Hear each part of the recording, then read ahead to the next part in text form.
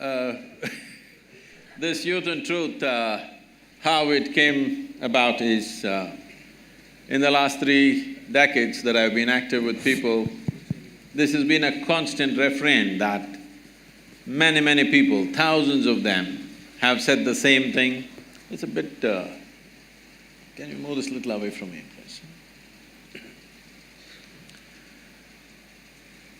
They've been asking the same question. They keep telling me, Sadhguru, 25 years ago, where were you? When I was 20, why didn't you come? You come when I'm 60. If you had come when I was 20, I would have changed my life, but now you come too late. So I decided we'll step out and meet all those people who are below 25 years of age, and that's why we're here. Because what we are referring to as life I'm shouting a little bit. What we are referring to as life is essentially a certain combination of time and energy. We can make many things out of it, but essentially this life is a certain amount of time and certain amount of energy. Time is rolling away for all of us at the same time. It's rolling away at the same pace. If you sit, it goes, if you stand, it goes, if you work, it goes, if you just sleep, it goes, awake or asleep. Time is rolling away. It's the energy that we can manage. When you're youthful, or when you're in that segment of life which is referred to as youth, this is the time when your energies are at their peak and they're at their highest. Most youth do not understand this, that this level of energy, the intensity of energy is with you only in this stage of life. It's not going to last for a long time. Most youth will not understand this right now. But you must look at the older people and see they were also youth and it's happened to them and it's going to happen to you. So when your energies are at its peak, if you can bring a little more clarity and balance into your life, this energy could become a phenomenal force both for yourself and for the society and the country and the world that we live in. So it's in this context that this Youth and Truth has been launched. We hope that we will be able to bring some sense of clarity and balance into your life. After this is over, this is going on for about 3 to 4 months after this is over, we will also offer tools for transformation which will be available for all of you free of cost. It doesn't cost anything. Certain people are sponsoring these things, so it is going to go out on the platforms that we have, the online platforms. Simple things that you can do with your body and your mind so that your body and your mind never works against you. When I say your body and your mind never works against you, people are calling it by many names. People call it stress, anxiety, misery, madness, whatever you want to call it. All these things are essentially this, that your intelligence has somehow turned against you, that's all there is. Yes? If your intelligence turns against you, there is no force in the universe which can save you. So it's very important at this stage in your life, you make your body and your mind in such a way, your intelligence and your energy never works against you. There are enough people in the world to work against you. Leave it to them. You don't have to work against yourself.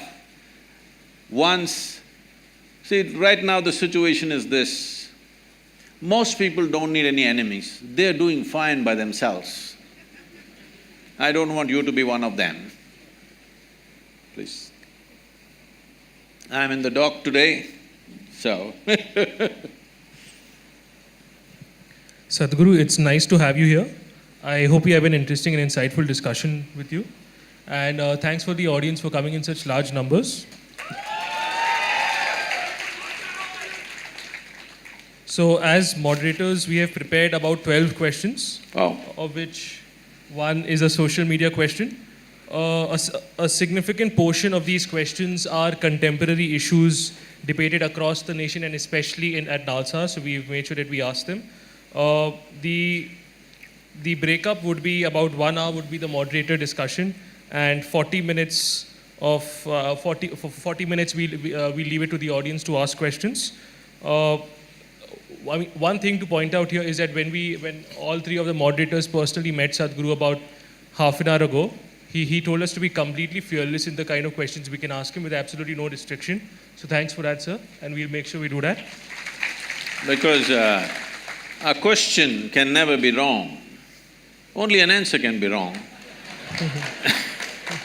So only I have a problem, you don't have, so.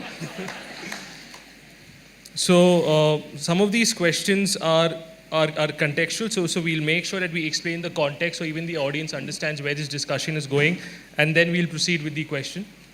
Fine, so I think we'll start with the first question. So Sadhguru, shall we begin? Yes, sir.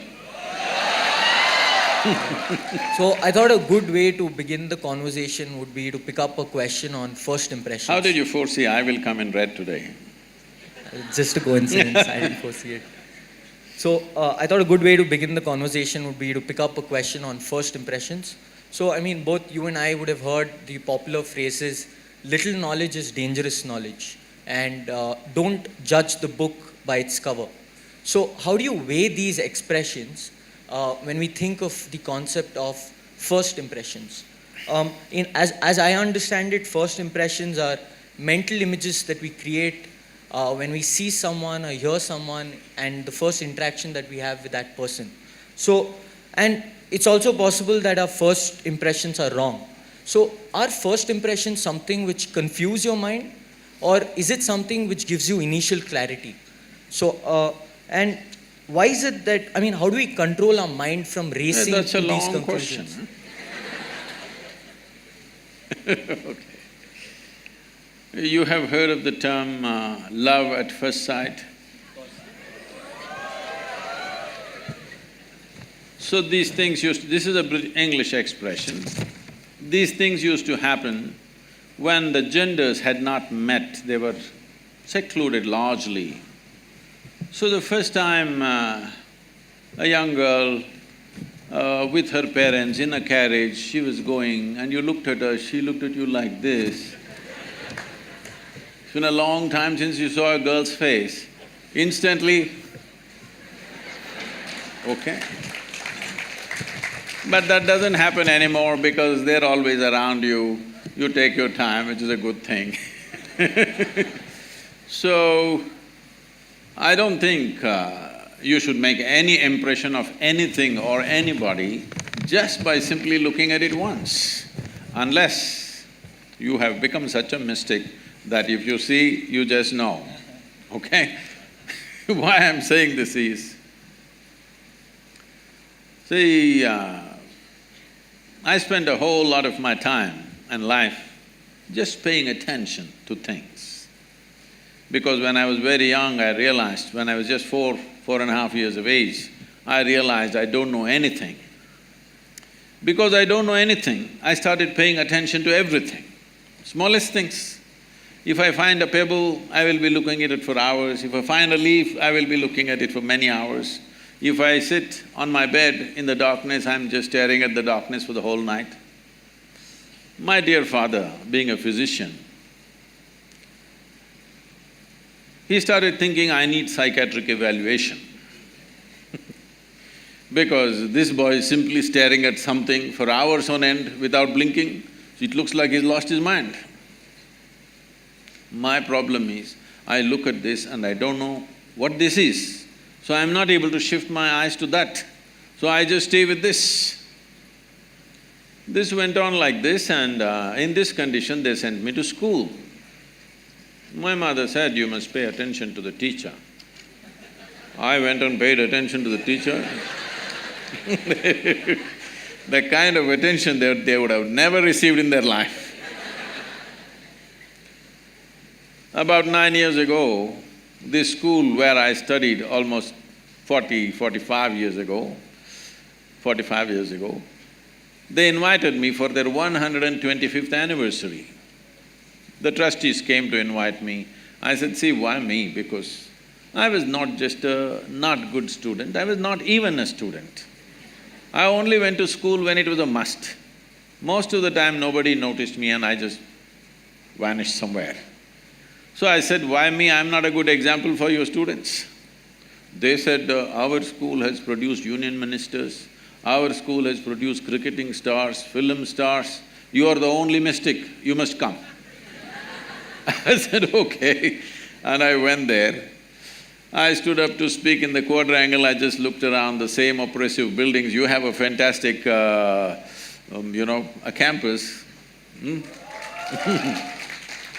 It's a fortune, because it's not just about education, it's about living in a certain atmosphere is a very important thing for learning. So, these are city schools which are like that. Then I looked at this classroom and I suddenly remembered, I was just 12 years of age. One afternoon, the teacher is trying to get some response from me. Those days I'm made like this, for many days I won't utter a single word. When you don't know anything, what to say? I'm still trying to drink up the world, nothing to say. So this man is asking question, I'm just looking at him. After some time, I don't even hear what he's saying. If I look at him, I know his past, present and future. I can tell him everything about his life, but I don't know what the hell he's talking. Because I never listen to anybody, I just look at them. So, if you're able to look at people like that, then it's okay. Otherwise, definitely looking at the appearance of a person if you're making judgment, or appearance of a situation if you're making a judgment, especially you're going to be lawyers. By looking at what people are saying, if you make a judgment, they will be telling all kinds of stories to you. So you never make any impression. You need to delve into certain things. So whether it's individual people or situations, aspects of life or decisions we need to make, it's best that we get the maximum input out of whatever we are looking at, because otherwise we will go on regretting what we have done. People who spend time in regret, they won't do much in life because it consumes so much energy. A related question, there's sometimes we have these certain instincts in us that direct us to do certain things, popularly known as gut feelings. So, do you think the youth must act on these gut feelings or should we reject it? What is your take on gut feelings and instincts? There is something called as gut feeling and there is also something called as being shit scared, you know. So when people don't know which way to go, some things move in their gut. Don't understand always that as some kind of an intuition or some kind of an insight into life. Most people feel their guts only when you say he has guts, means what? His guts didn't move. So, fear is considered gut feeling by a whole lot of people, don't go by that. But there is a certain… in the yogic culture, today modern science is also recognizing this, in the yogic culture, we identify a certain dimension of intelligence in the stomach. A certain dimension of intelligence means, if we have to… this is what I'm going to say is very simplistic. If you find loopholes, you ask question, otherwise I will pass, okay? If you ask questions, I will cover those loopholes, but because I'm saying it in such a brief manner, there will be loopholes. See, you eat a piece of bread, within a few hours, it gets transformed into a human being, isn't it so? Is it a tremendous amount of intelligence? Hello? If I can take a piece of bread in my hand and make this into a human being, who do you think I am? Hello? Creator himself, isn't it? Must be God. If I can take a piece of bread and make it into a human being, this is it. This you're doing in your stomach. Obviously, there is a certain dimension of intelligence. It is not in the form of thought, but it's a different it's not intellect, but it's an intelligence. Is there a way to access that intelligence? Yes. Even if a drop of that intelligence enters your life, you will do things magically, not miserably. If you do things only with your logic, everything becomes quite miserable because you will have to go through logical steps for everything. You will not know anything just by looking at it. So, it is important to develop that dimension of intelligence, but as I said, whenever there is confusion and fear, people will feel a pit in the stomach. That should not be understood as the gut, intelligence of the gut. So Sadhguru, the next two, three questions revolve around this. Yeah, as a lawyer, you shouldn't warn me, what is the next question? You must shoot. So the broad theme of the next two, three questions revolves around the concept of nationalism, of allegiance to the country. So my question basically concerns your response to Gautam Gambhir's question, wherein Gautam Gambhir was of the opinion that people should be compelled to stand up for the national anthem, and he was surprised as to how this was even a topic of debate. As I understand, you agreed with him, with the only qualifier being that if somebody is disabled, he should not be forced. And I'm not looking at it, please complete the question. I'm not looking at it so simplistic, but… So, Sadhguru, my question is that should we not allow people to find out what their own interpretations of loyalty and allegiance are? I mean, we walk unaffected when women are raped. We walk unaffected when women are raped. We stop Dalits from entering public facilities. There are so many injustices that we do. So we can do one more. No, I mean, just because we go to the cinema and before gangs of Wasipur, we stand up for the national anthem, how does that become the criteria for having allegiance to the nation, of being a patriot to the nation?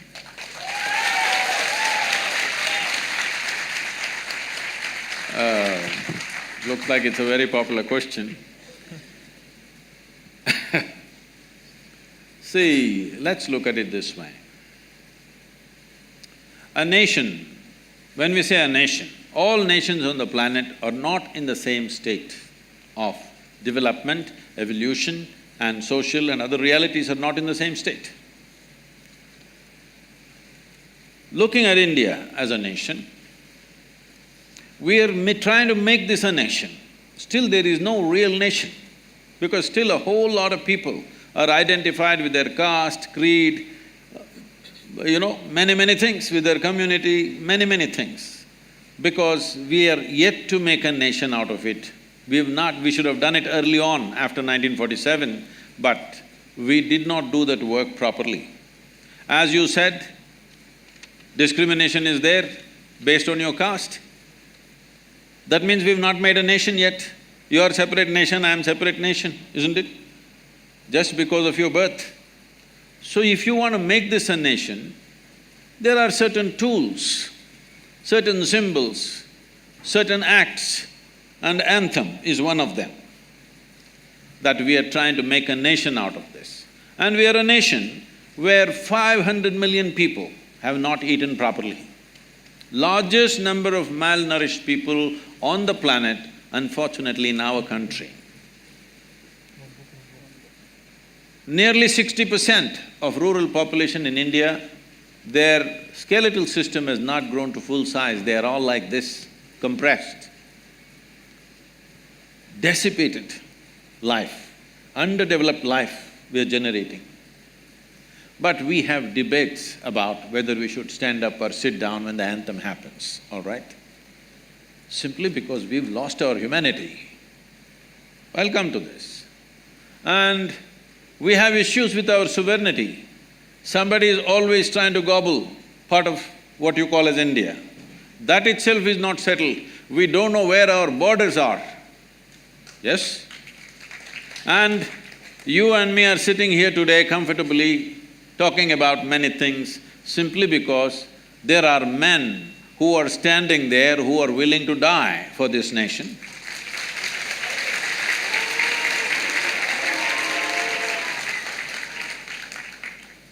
If you don't like it, it's fine. There are men and women who are willing to die for this nation. Every day they're dying. You may be seeing it as statistic, but unfortunately, they have wives, they have children, they have families.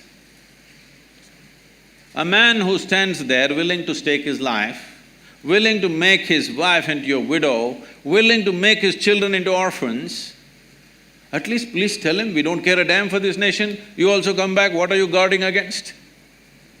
Why should a man stand there guarding this nation when we are not willing to stand up for a simple symbol of the nationhood, it is 52 seconds, it's a shame. Now, the kind of arguments people are creating is, what if somebody is handicapped? Arre, don't we have that much sense? If somebody is handicapped, we will not ask him to stand up? What nonsense is this? He can sit like this. He can sit like this, showing some expression for the nation. Nation has to evolve. If this nation in the next 25 years comes to a place where all citizens in this country are well-nourished, we can bring down our nationalism and patriotism by 25%. If in another 15, 20 years or 25 years, if everybody is well-employed, well-to-do, nation is bursting with prosperity, then you can bring it down to 50%.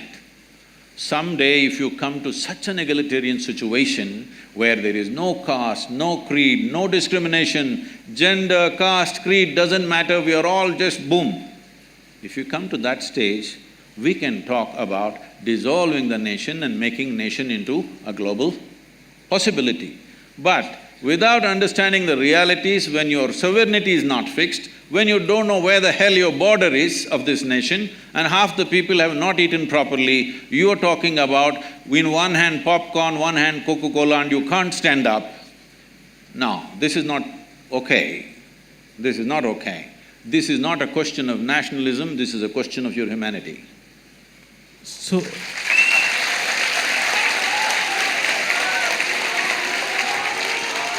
So, Sadhguru, if I could just follow up on that answer you made. So, as I understand, you said that there are individuals like soldiers who show their allegiance to the nation by fighting for the borders, fighting in the borders. We are not loyal because we don't stand up for… Nobody talked about loyalty, please. No, we need to understand this. Nation is not a God-given entity. It is an agreement among us what a nation is. Yes? Nation is not some God-given thing, it's we who made the nation. There is an agreement what we will respect, what we will not respect, what we value and what we do not value in this country. So this is an agreement that we have made. So this is not a question of your loyalty, maybe you're doing some great work, but you don't want to stand up. But I'm telling you, this is not about you who is well-to-do. This is about those people who are still not fed properly. This is about those people who are dying on the borders. This is about those people who are being rubbed down to the ground on a daily basis. So, Sadhguru, I completely understand.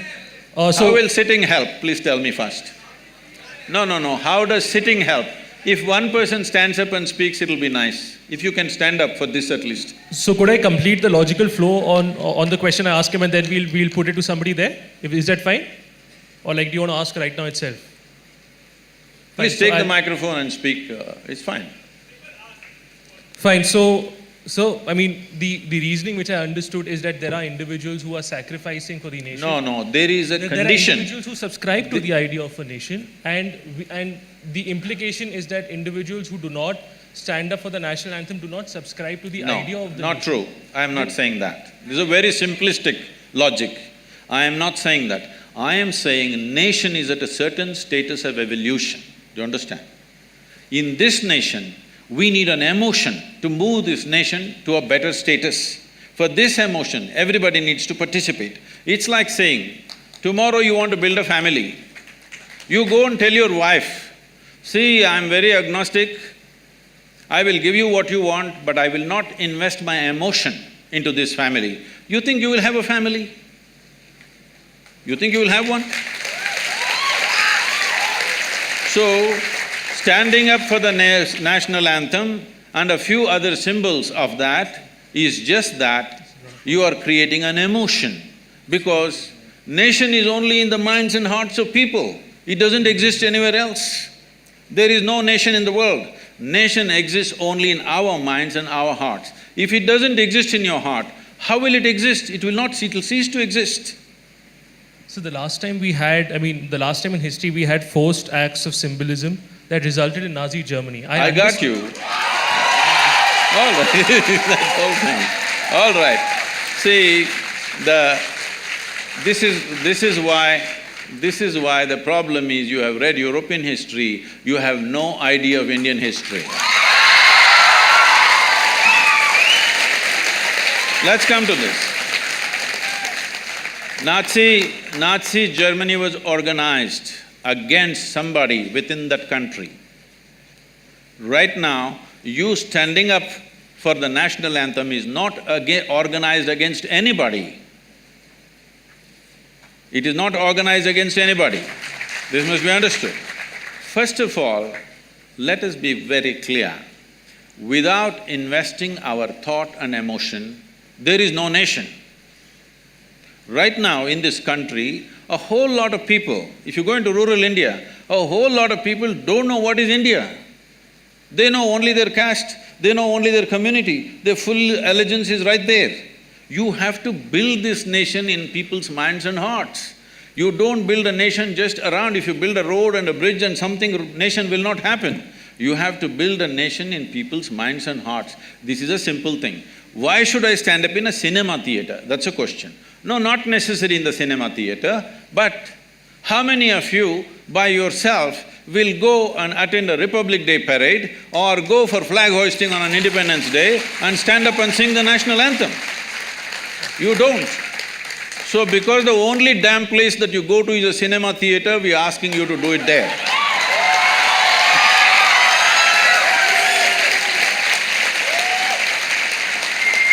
Fine. So we'll proceed from that discussion as to, as to my ideas of nation and whether I should be standing up and whether how that subscribes to. Okay, how else will you express your love for the nation? So if I could just make another point there, is that 2 points here. First, take the example of say the victims of the 1984 riots. Or take the example of the Bhopal gas victims, right? These people have been failed by the nation. These people have been discriminated upon.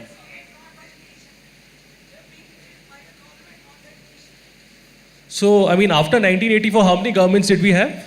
We had multiple governments. No. So, tell me one government after 1984, if… See, 1 second, hello. It's not just in 1984 or post-94 we have failed. We have continuously failed a whole lot of people for 70 years.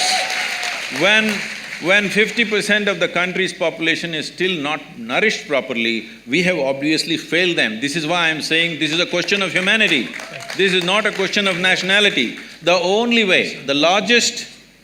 Here. No, nothing. Yeah. The largest number of people, the maximum number of humanity that you can address right now in the current reality of the world is called a nation.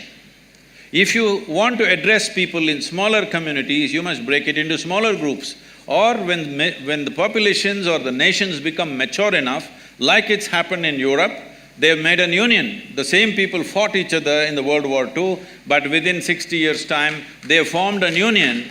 There is a certain maturity there. So here, they don't have to promote too much nationalism because there is a maturity of accepting everybody and opening up the borders and living as one larger union. So if such a thing happens to us, that someday we become an Asian Union, which we should aim towards on someday, then you can lower your nationalism. Right now you don't have a thing, you have not eaten properly, you're talking about other kinds of ideas and comparing yourself with Nazi Germany, which was in a completely different state. I'm saying you have ideals without reality check about your understanding of where we are, where this country is right now. Okay, so then, sir, I think this is something, I completely get your points, but I think this is something we'll disagree on, and I think if somebody has an issue, we'll… No, you should not disagree, you should ask more questions. Fine, so I thought we had limited time. See, but it is like this. Yeah. It is like this. Right now you are in that state of mind that I am fixed on this, unless you say what I want, I will not agree with you. This is not a debate. You asked a question, I have said what I have said. You ask more questions? So, my primary concern was that there was limited time, but if you're okay… No, don't with worry it, about that. I'm willing to spend the day with you. Because you've raised an issue where certain people, just for the sake of popularism, they're talking some nonsense without keeping the nation's interest in their… in their thinking. Now, it's okay, don't shout. If you want to say something, take the microphone and speak. Anonymously, anybody can say anything. If you want to say something, stand up and speak, it's perfectly fine with me. All right? Just doing boo-boo, woo-woo is not going to help.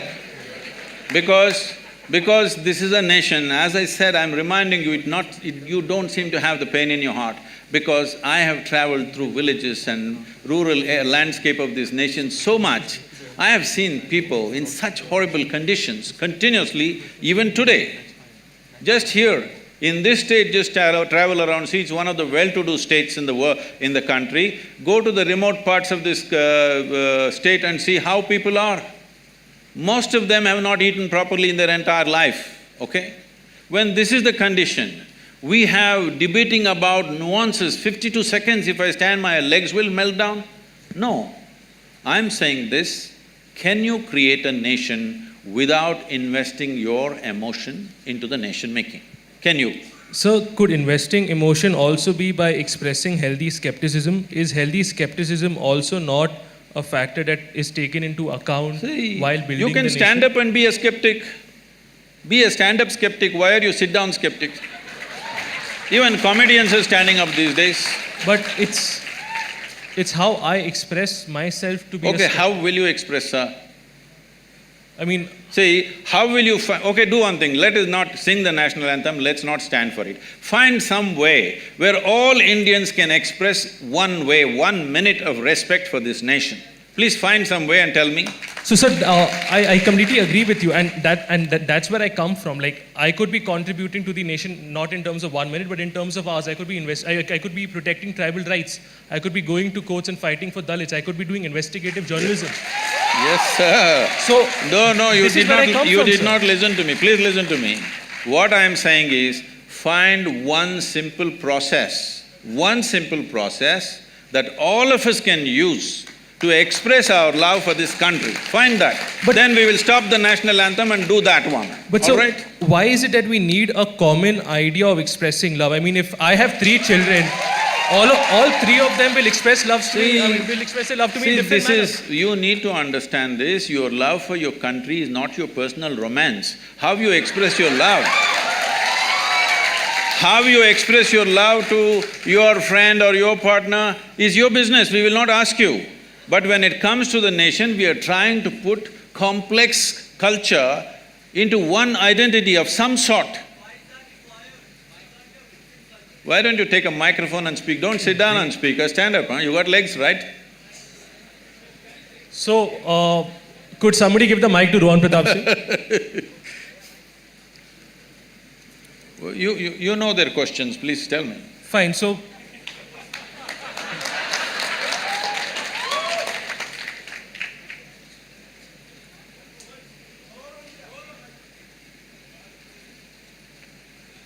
So, before the mic comes to him, because I think it will take some time. No, I would like you to stand up. Yeah. So our question was simple. If we Can I sing the national anthem now that you're standing? Sorry? Can I sing the national anthem that you're standing right now? I think I can express my nationalism the way I choose to express it, because we are a country which is extremely diverse. I do not question that. Yeah. I am not even questioning that. But I am saying, this is a country of 1.3 billion people. Each one of us, our own language, our own culture, our own castes and creeds and eating, dressing, everything is different. When it's like this, we need some common point which we all plug into and say, this is our thing. So this is the flag. I know flag is just a bloody cloth, we know that. But it's we, by investing our emotion, who make it sacred, isn't it? So to add on to Rohan's question, I mean, if the requirement… Sorry. The question is, do we not have faith in… If you can hold the microphone. Yeah, sure.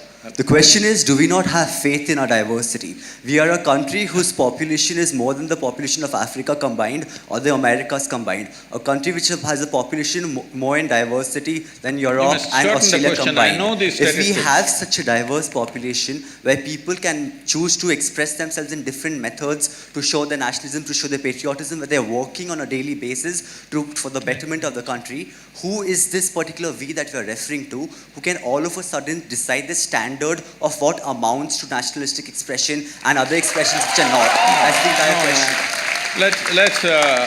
There are… but I know this is a certain kind of motivation which is there, it's fine. But this suddenly is a completely wrong word. In 1947, when the flag went up, the entire nation stood up. Entire nation stood up.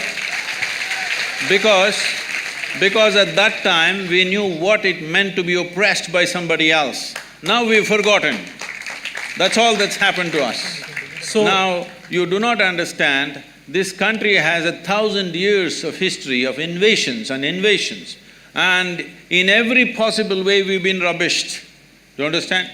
And we have forgotten this, that just 60, 70 years ago, we had famines where people did not die in hundreds of thousands, they died in millions. We've forgotten that. We think… we are talking a language of America. You must understand, United States of America, in every sports event, major Super Bowl is happening. If the national anthem goes, everybody stands up, not just stand up, with their hand on their heart. So that nation is doing what it is doing. It is also a complete conundrum of cultures from variety. People have all come from outside in this generation. They're not even born there, but they all stand up with such pride. Because of that pride, that nation is the most powerful nation in the world. If you don't have pride, what do?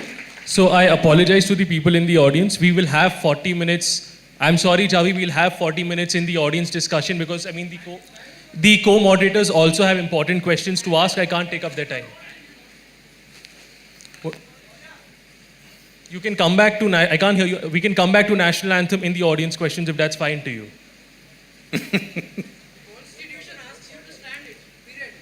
Constitution under Article 19(1)A gives me the freedom of expression and there are explicit Supreme Court decisions which say that I have the right to silence, to peaceful silence. So if I'm just sitting up and I have the right to be silent, that is constitutionally protected. So Constitution does not say this. The only law we have is the… Please sit down. Hello. The only law we have is… there's a separate law for that. Whoever, please, whatever kind of question you want to ask, take the microphone and ask the question. Don't just stand up and do whatever, okay, please? So, sir, if it's fine to you and if it's fine to everybody, can we please do it as a moderated discussion? Yes. If you're fine with that, because we have a lot of important questions, nuanced questions to ask. Yes. So, I'm sorry, I'll take the autocratic decision to move on, and if you guys can, please ask that in the audience questions. There's 40 minutes reserved for that. That's a very good thing. That's a very good thing. They're listening to your autocratic decision. They're not saying we'll express in our own way.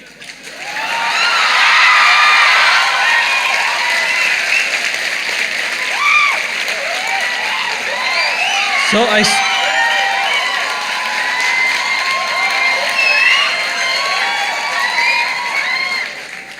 Sir, because we already have two opinions being discussed here, No, that yours is and mine. fine. So there's All already I'm saying diversity. is, if everybody does things in their own way, there's going to be chaos. That's all it is.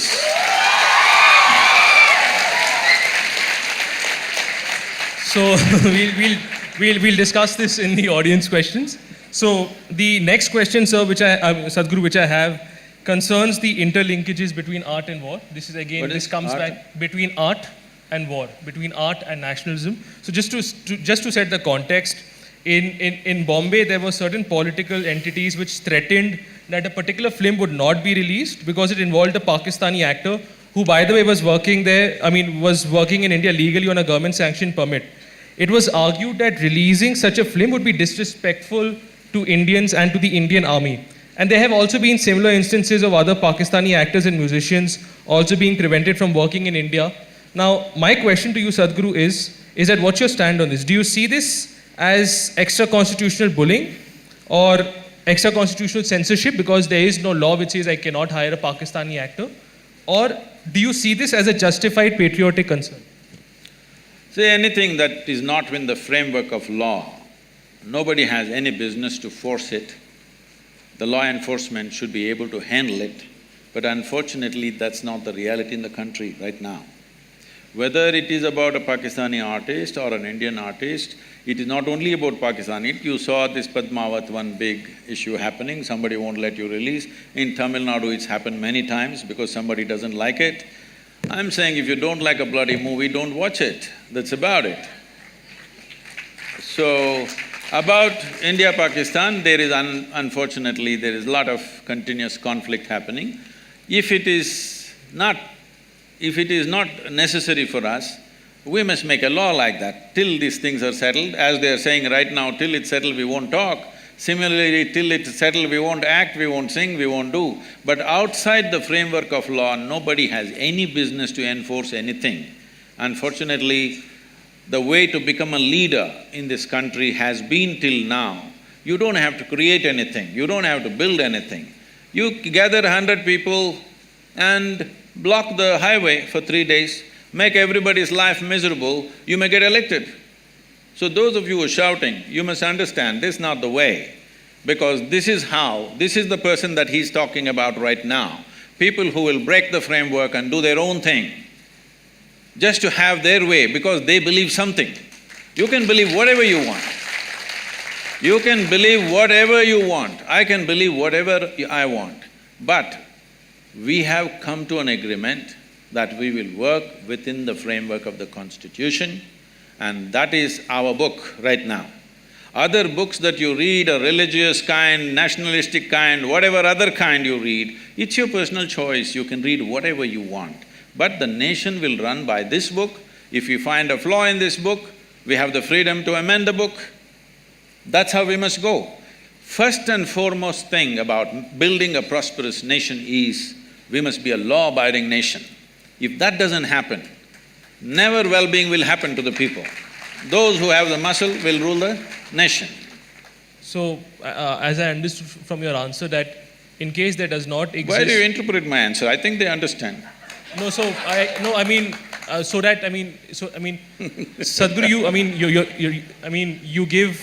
you look into all aspects of the answer and you give a complete answer. Sometimes maybe it's difficult for us to understand maybe what exactly you're saying. So sometimes as a moderator, it's my duty to clarify that. Okay, sir. So as I understand from your answer, Sadhguru, is that what you're saying is that if there does not exist any law which prohibits Pakistani actors from not being employed in Indian It's cinema. not just about that. Even where there were no Pakistani actors, many movies were not allowed to be released. There was violence on the streets. If we don't learn to put this down at the very first step, that somebody thinks they have a right to burn the buses. When the buses were burning, I called somebody who is a very responsible person in this country and asked, what the hell is happening in this country? For a cinema, you're burning 20-30 buses in some town. Yes. Then they said, Sadhguru, what to do, Sadhguru? These are Rajputs. All those women are dressed up like brides and waiting, over 100 of them, and they want to burn themselves. Suppose tomorrow, even if 10 of them burn themselves, it'll become an international situation that we cannot handle. Let some buses burn, Sadhguru. I said, this is some strange kind of wisdom. What is wisdom? But unfortunately, that is where we are. And even your national anthem question is related to this. Unfortunately, that is where the country is. Do not think just by reading law we are some law-abiding fantastic nation. People still do things by themselves. All this… the mob justice is still going on in this country. This is not in one place. In every village there is mob justice. Only a few things have been reported. If you know Indian villages, you know in the Indian village, things are settled by the mob. Maybe sometimes directed by the panchayat or something, nobody goes to the police because it'll take a long time. Court takes 25 years. Maybe that'll be good for your living and your business, but it is not good for the people. I lose something today, if my problem is going to be settled in 25 years' time, it means nothing to me. I will gather 5 people and try to get my own justice. This is the nation we are living in. Do not be in some utopia. This is the country we are living in, where still for a whole lot of people, there is no nourishment, there is no law, there is no any kind of enforcement. They are doing their own thing. You need to create a nation out of this. So, we'll move on to the next question, is that, this is again on the theme of nationalism, is that there have been instances of governments spending huge amounts of money on building statues of national icon and heroes. To set the context, I'm from Bombay and a huge number of people from Mumbai, including me, see Chhatrapati Shivaji Maharaj as an eminent warrior and icon. That being said, the government of Maharashtra recently allocated rupees 3,600 crores for building a Shivaji statue. Sadhguru, my question is that respecting national heroes and taking pride in history is important, but should it come at the cost of spending rupees 3,600 crores, especially when you have important socio-economic issues still pending? I mean, in Bombay, there have been bridges which have, which have fallen down. There are families, entire families who have been killed. There are public schools which have only received 25% of the funding. All the many things that we need to do in this country, there's not one thing or two things. Yeah. So there are so many things we need to do in this. At this time, is it necessary to build a statue? Well, it is not my personal choice to build a big statue, but at the same time, when I inquired about this, because it kind of bothered me also when I look at the number of how much it costs, then I was told this is going to be a technology center of an experience of India and Indian culture and variety of things. They want to make it a tourist attraction of the tourist attraction in the country, Mumbai being the commercial capital. So they have some vision. I don't know how it'll pan out, because it's the government executing the vision, but they have a vision, and hopefully it'll turn out in such a way that it'll be a big tourism draw for Mumbai. Right now they feel Mumbai has commercial travelers but no tourists coming to India. Tourists coming to India avoid Mumbai for variety of reasons. They want to change that with this one project. Hopefully they do that. And Chhatrapati Shivaji is an inspiration for all the Marathis for everything. So they want to build his statue. I don't know how tall it is. How tall it is? So I don't think the main budget is for the statue, it is for the complex that they're building. They're saying it's going to be a tourist draw. If it is so… Fine. So, I understand that we don't have clarity as to the facts as to, whether they will be able to recoup the investment or not.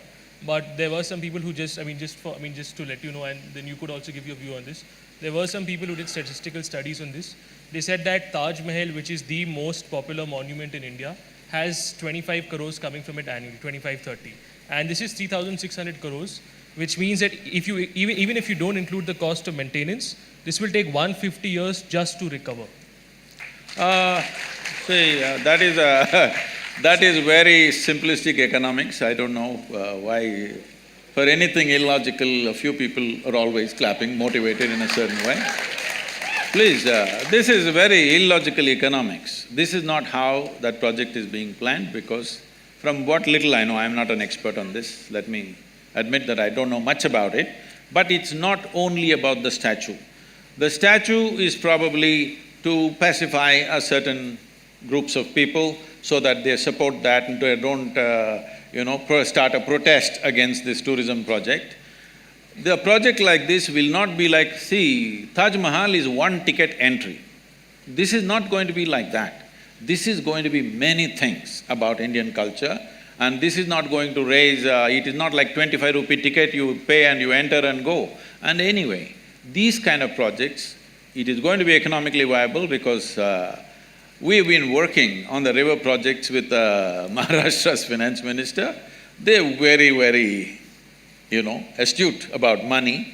So I'm sure they'll work out an economic module, I have no doubt about that. But beyond that, a tourism project, something that you're trying to draw people into the town, means they will stay in the hotels, they will eat, they will do many things, they'll spend money in the town. So there is… economics is in many places. So out of… just to see Taj Mahal, people to come to India, do you think just with a 50 rupee ticket they enter? For foreigners, I think it's 100 rupees or something. They enter and they go away? No, they will eat, they'll stay in a hotel, they'll buy things, Indian arts, crafts, everything sells. So it is very simplistic to look at this is gathering 25 crores, this will take 150 years. No, that's not the way to look at it. Fine. So we'll move on to the next question, but I'm sorry, I'm indulging myself here. Even if it is not 3,600 crores, even if you are going to recover it in the future, when you have children who are, when you have children who are dying of malnutrition, when you have schools which have only 25% public funding, wherein the rest of the 75% hasn't come, when you have this amount which is 7 times the amount which Maharashtra allocates for building rural roads, this 3,600 crores is less than 3 months of alcohol consumption in Mumbai city. Why don't we abstain for 3 months and build the damn thing, whatever it is?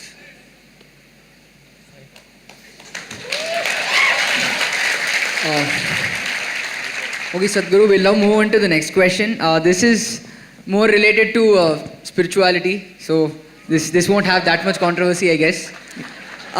This is even more controversial. Okay, I'll try to bring in the controversy here. It is a common notion among people that spirituality is a rich person's area.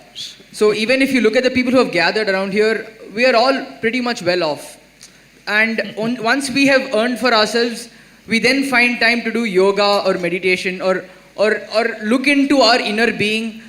But as we were discussed all throughout the whole discussion till now, there are, yes, you yourself have said that 500 million people are still malnourished, and there are so many people in this country who are daily wage workers who at that point of time, spirituality and learning of their inner being would not be the most important thing for them. Their most important thing would be feeding themselves and their children for the next meal. Really, you think so? You do one thing, you go to any so-called spiritual event in the country, will you see rural masses there or people like you in denims? Who will you see? So, don't make conclusions which are not even true. Are we trying to prove something or are we trying to look at truth? The truth of this nation is, we have kept our populations in extreme abject poverty. Nourishment is missing, leave anything else. Nourishment is missing. In spite of that, I must tell you this, people ask me these questions wherever I go in the world. Sadhguru, so many spiritual teachers and masters, so many great beings have come in India, but why are we so poor? Why is India so poor? Where is the spirituality? Well, you know this, 250 years ago we were the richest nation on the planet. Everybody wanted to come to India. Why do you think of Vasco da Gama or that Columbus who made that mistake? All these people set off in the oceans that they did not know, and over 100 expeditions in the ocean drowned. Nobody ever wrote about them, all right? Because nobody writes about people who drown in the oceans. So why was everybody in Europe trying to come to India? Because it was the most prosperous nation. Well, in 250 years we got cleaned up. We can't… well, somebody did it to us because we can't just blame them because it is also ourselves who allowed that thing to happen to ourselves. Now we are trying to build back, all right? But even though you kept them in such abject poverty, wherever these people went, they made sure not a bit of the local culture remained. Just look at North America, South America, Australia and large parts of Africa, anywhere. This one culture, after 1,000 years of invasions, we've still kept our culture and our spiritual process. Not for nothing. Where we are, you know where our yoga center is, there is a police station about 12 kilometers away. This police station is supposed to service nearly 250,000 people in different levels of economic situations, all right? Some are rich farmers, some are medium, some are really poor, the tribal communities, everything.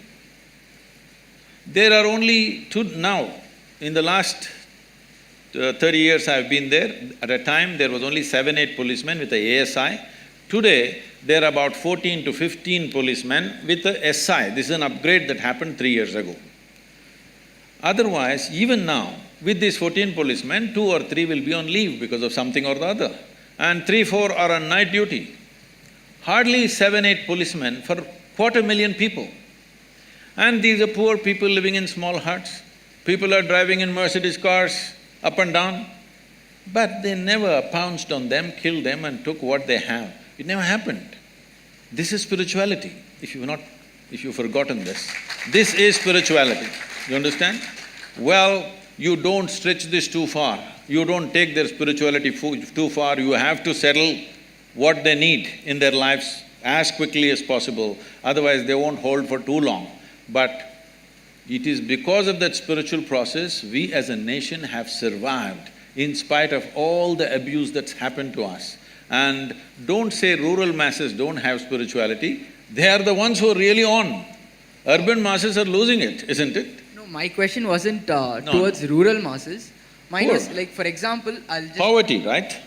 Not poverty as such, but for people who are working every day, like for example, the maid in my house, for example, let's say she works in 5-6 different houses, she probably is able to make 4,000, 5,000 a month, and at that point of time she would try to, the most important thing going in her mind would be educating her children, probably feeding herself. I am saying that they do deserve to have the self-awareness and the spirituality, but how will we… How will we do it?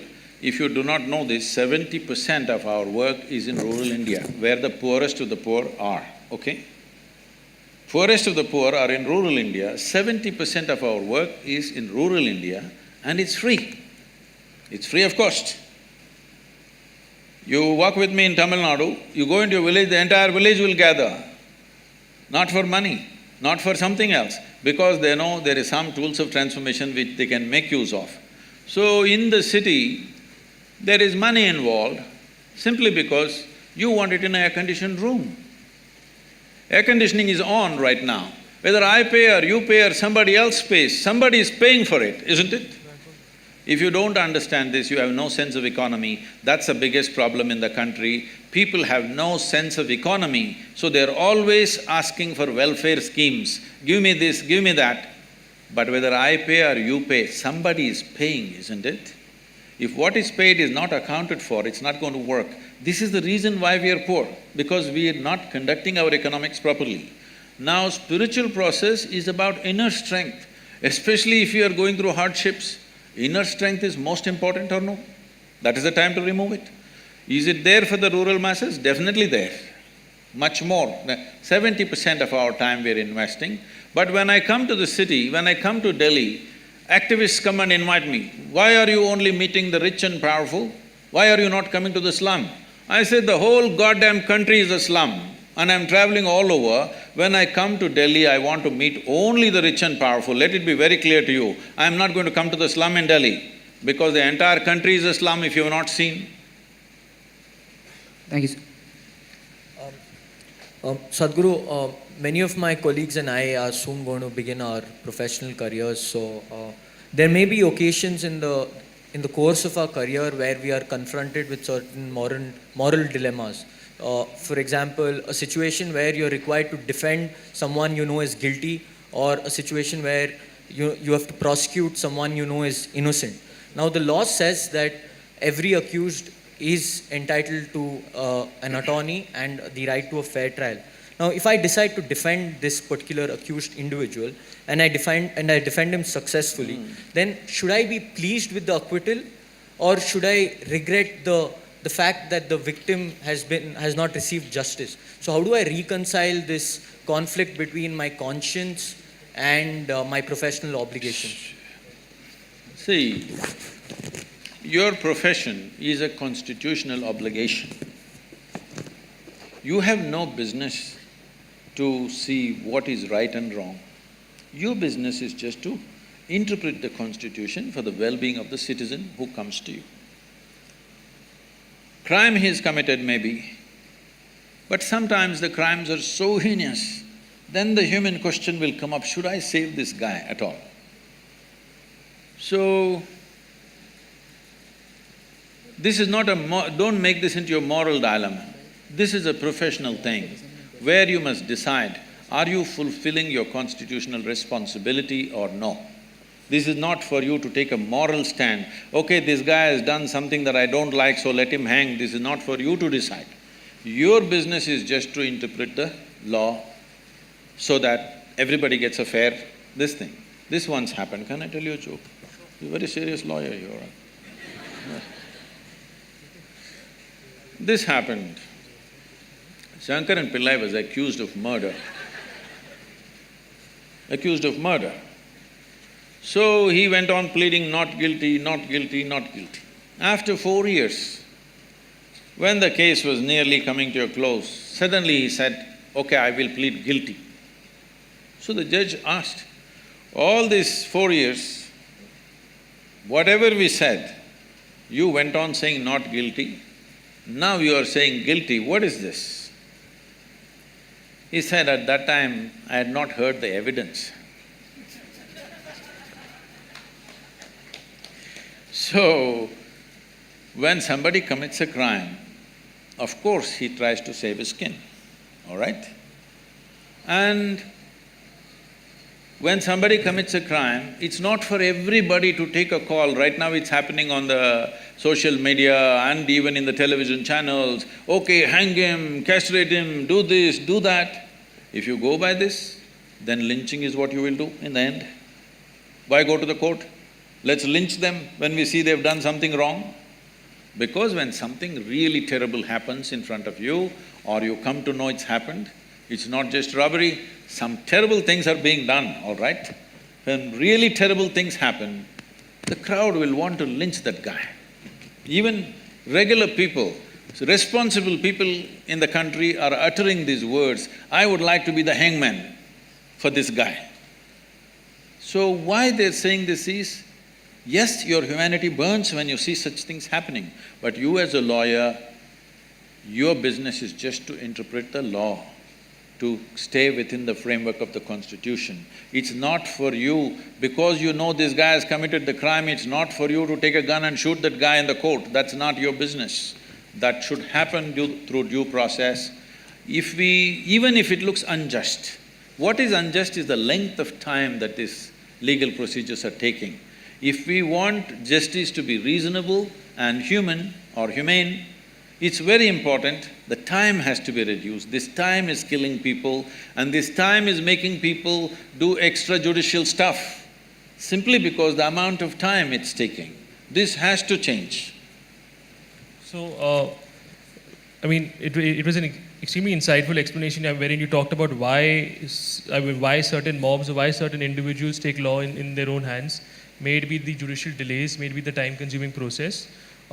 Just one clarificatory question I had here is that while the absence of adequate legal infrastructure might propel them to do such acts, are such acts justified despite the inadequate legal infrastructure? That's one I question. thought I made that extremely clear in the previous answer. Anything outside the framework of law, the moment you think it's all right, however nice and right it may look to you, then you're breaking the nation. May it be as a lawyer or as a citizen? Even as a citizen. But at the same time, when there is no law, when the law is skewed in somebody else's favor, I know I will not get justice, something terrible happens to me, you can't stop this human being from doing it. So it is both ways. Is it correct? It is definitely not correct. Nobody has the right to do it. But you cannot use that position and keep on keeping people in a state of injustice. They will act in their own way. So, legal reforms need to happen rapidly, otherwise you will see things going, people taking it in their own hands. Thank you for the answer.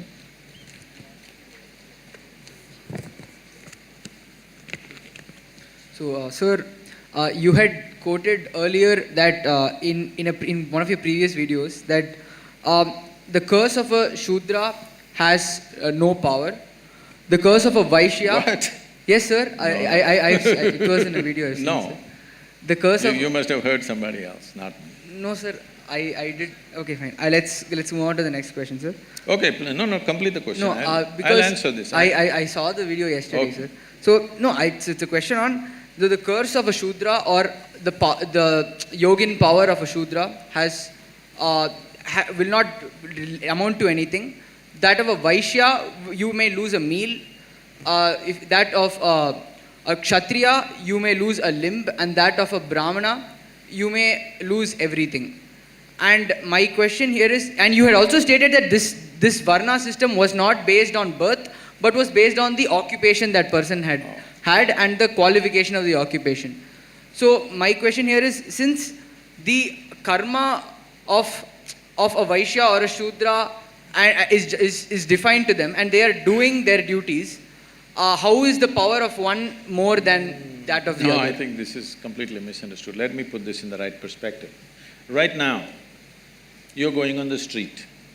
We said it is an occupation, it's not by birth. We are not talking about a caste system. By occupation, those who did menial jobs were considered one.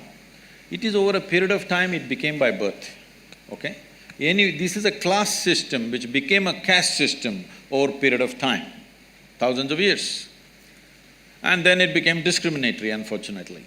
Anyway, right now, suppose a man who is sweeping the street got angry with you. At the most, he will take some filth and throw it at you. Yes? But a big businessman in the town got angry with you. He will do something else to you. Kshatriya means today, a police officer or a political leader got angry with you. Much bigger damage will happen to your life, isn't it? Now, there were people who had attained to certain inner capabilities. If they got angry with you, really damage would happen to your life.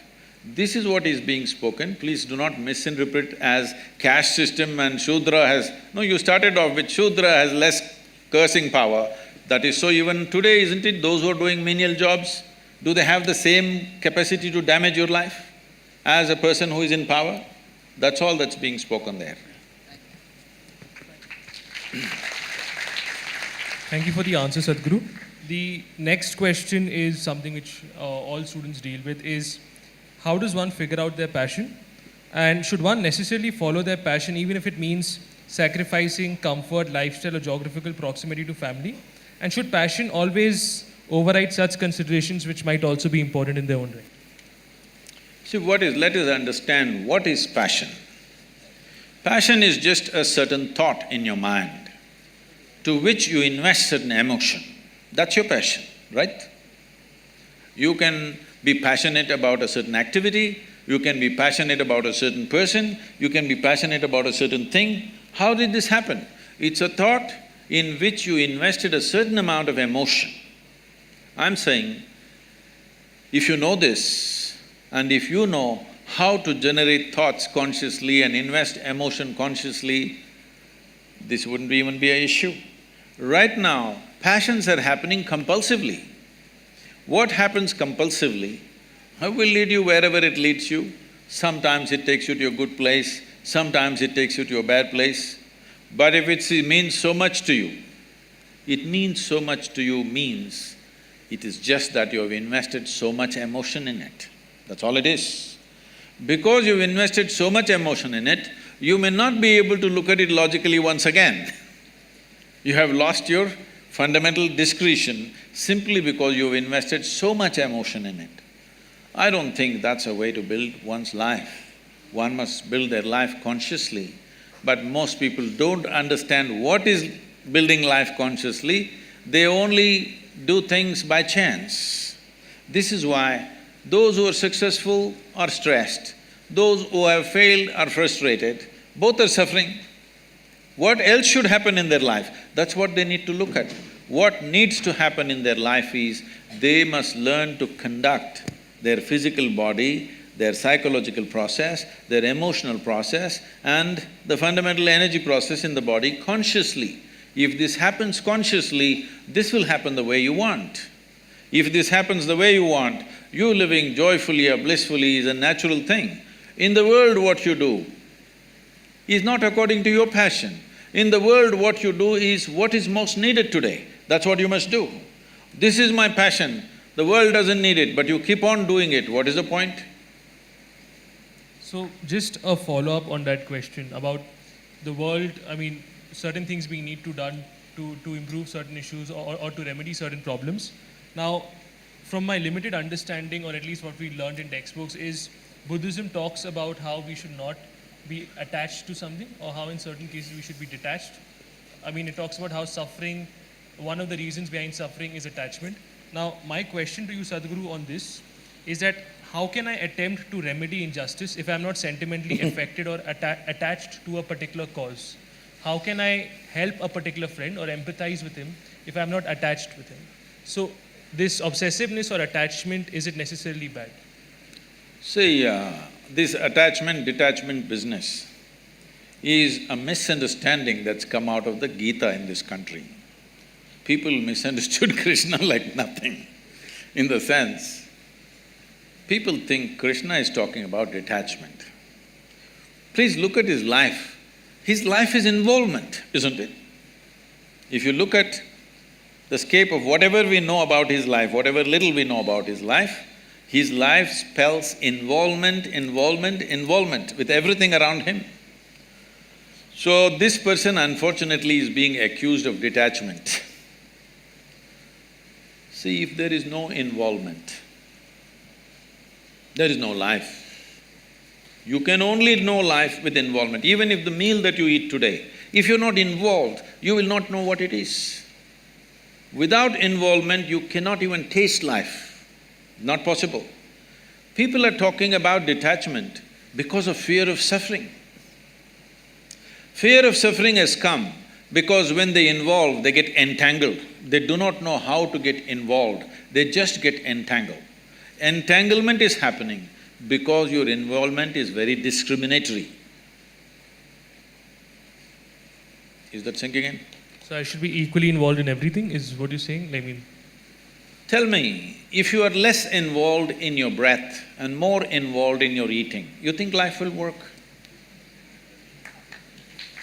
See, breath is involuntary, that's why I'm using the word breath, because it's involuntary, you don't have to do anything, it's just happening. But we're involved by keeping the air conditioning on, otherwise we'll suffocate. This is our involvement, we turned on the machine. We may not be consciously breathing, all right, but we are involved. Without involvement in every aspect of life, you will get skewed. And that is when psychologically you get messed up so much that in many ways mind gets deranged. Seeing this, somebody said, "You're too attached, you must be detached." No, detachment will not work either. Can you be detached and do something well? Can you do something well being detached about it? No, you need absolute involvement. If you have an indiscriminate sense of involvement, you will see there is no entanglement in your involvement. If you discriminate, you will get entangled. The problem is of discrimination, not of involvement. Right. So, thank you for the answer. Sadhguru, in one of your uploads on YouTube, you speak of an experience where you've consumed the cobra venom, and you describe this experience as something where one part of yourself felt like you were in a state of slumber, while the other part of you felt like you were in a higher level of brightness. So, how do you perceive the use of other natural intoxicants such as weed or bhang, which take you to the same level of higher consciousness, but the only difference lies in the means which are adopted in reaching that higher level of consciousness? So, why has the consumption of weed in India remained a stigmatized subject? And fortunately for us, we have a senior minister in the Narendra Modi cabinet, Mrs. Maneka Gandhi, who's come out in support of legalization of marijuana. So could you also tell us what your take is on whether or not marijuana should be decriminalized, given that there is enough evidence to suggest that there is medical benefits associated with the consumption of marijuana? Medical benefits are for those who are sick, isn't it?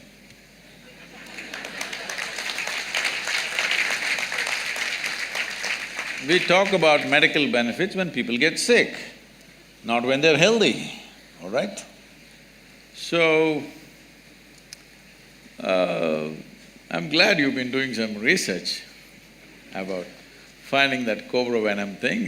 We are not consuming cobra venom on a daily basis, we are consuming mercury on a daily basis sometimes. But that is not for intoxication, nor do we need cobra venom for intoxication. Just look at my eyes and see, they're always stoned. Really, don't put your head down, just look at me and see. I'm always stoned. I never touch the substance. But is it true that this human mechanism is the most sophisticated chemical factory on the planet? Hello? So if you know how to manage this well, you can produce what you want in this. Anyway, there was an Israeli scientist, you might have heard about him because you've done so much research on this aspect. He was doing research on cannabis and its impact on the neurological system. So he started this research in the United States. Every year he was getting some 15 kilograms of cannabis. For almost 12–13 years he got this, and he produced no results. And in 1980s, when US drug agencies, the agencies which were working against the drug smuggling and stuff, they decided to not hit the suppliers but hit the market. So the street was burning with police action. At that time, the police and the agencies said, this guy is getting 13 kilograms per year. We have not seen any paper from him, it must stop. So they stopped. Then he moved to Israel and he showed what he has done, and they supplied marijuana for him as much as he wants. In about 4.5 years, he came up with this. He said, there are millions of cannabis receptors in our brain. But why? So he threw this information to all kinds of scientific disciplines to find out why in human brain there are millions of cannabis receptors. Well, naturally the anthropologist said maybe at some time the whole humanity was smoking but that's not possible because many parts of the world it doesn't exist. But even there, they have. After many funny things happened around the world in this context, then the neurologists came up with this and said, the brain is expecting that you will produce cannabis within the system. It's not expecting you to smoke. It's expecting you produce that so that it becomes a mood equalizer for you all the time. But most human beings have become inefficient chemical factories, or they're just lousy CEOs managing a great factory. So they start smoking from outside It's not a moral issue.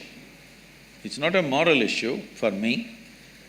But the thing is, there is substantial studies which are being put down by those few activists who want to promote it. There is substantial studies to show that your decision-making, your certain dimensions of your brain, particularly about decision-making, are sufficiently suppressed. If you smoke marijuana for 30 days, this will last for 4 to 5 years. Your decision-making is clearly affected. With that kind of mind, with that kind of a brain, if you enter the court and I'm putting my life in your hands, I don't want a cannabis-smoking lawyer for me. I don't want a cannabis-smoking surgeon to work upon me. If he's just smoking on the street corner, not doing anything to anybody, it's his problem. But definitely I don't want my surgeon to be on marijuana and do surgery on me. Yes or no? Do you want? Nor do I want other drivers, because I drive at a certain speed, I don't want other drivers who are smoked out driving with me. I don't want. Nor do I want my driver ever, if at all if I sit in the back seat, to have smoked and then driving. If you want that, you choose, but we don't want that. Most people don't want that because they know what it'll lead to. So what we are looking at recreation, we have made it this way. What this means is essentially, today, 70% of the American population is on prescription medication, rest of the world is trying to catch up. Yes, rest of the world is trying to catch up. People are starting medicines very early on their life. The remaining 30% of course are going on things that you're talking about. Why just stop with cannabis? Why don't we do some cocaine? Because it really fires us up, you know? It's okay, man It's all right with me. I told you it's not a moral issue for me. It's a question of whether it'll enhance your life or suppress your life. Whether it'll allow you to live your life full on, or will it make you a smaller life than the way you are, or what you're capable of. Nothing less than what you can do must happen in this life, isn't it? For whatever reason. Either because of your attitudes or your stress or your drug or for whatever reason, you should not become a human being less than what you could be. You must maximize this life because all you have in this life is how intense and profound is your experience of life, that's all there is. And half the time if you're dazed out, you will miss that possibility. But if you come to me, I can teach you a way.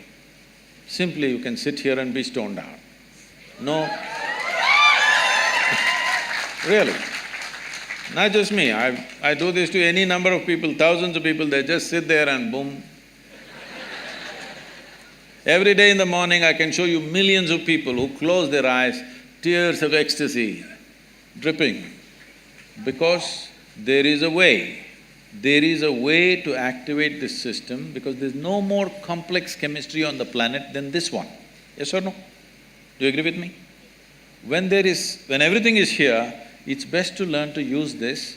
If you invest some time early on in your life, very effortlessly you can get here. Instead of that, if you take external inputs, we know all the negative impacts of that. So, sir, when someone has wronged us or has abused us in some way, we either have feelings of hostility and resentment. Oh, we must file a suit. No, in a minor sense, if they abuse us or if they wrong us, we sometimes have feelings of resentment and hostility against them. And sometimes we might tend to forgive them and let it go. So my question here is, where must we draw a line to hold the wrongdoer responsible for what he does, and when should we know to forgive him, and when should we know to let it go? So this is the question. See, this is not about the other person. The choice for you is this. If you are given a choice, right now, for all of you, if you are given a choice that you can either live joyfully, blissfully, or miserably, or in anger, or in stress, or in resentment, what is your natural choice? You must choose, I'm going to bless you right now.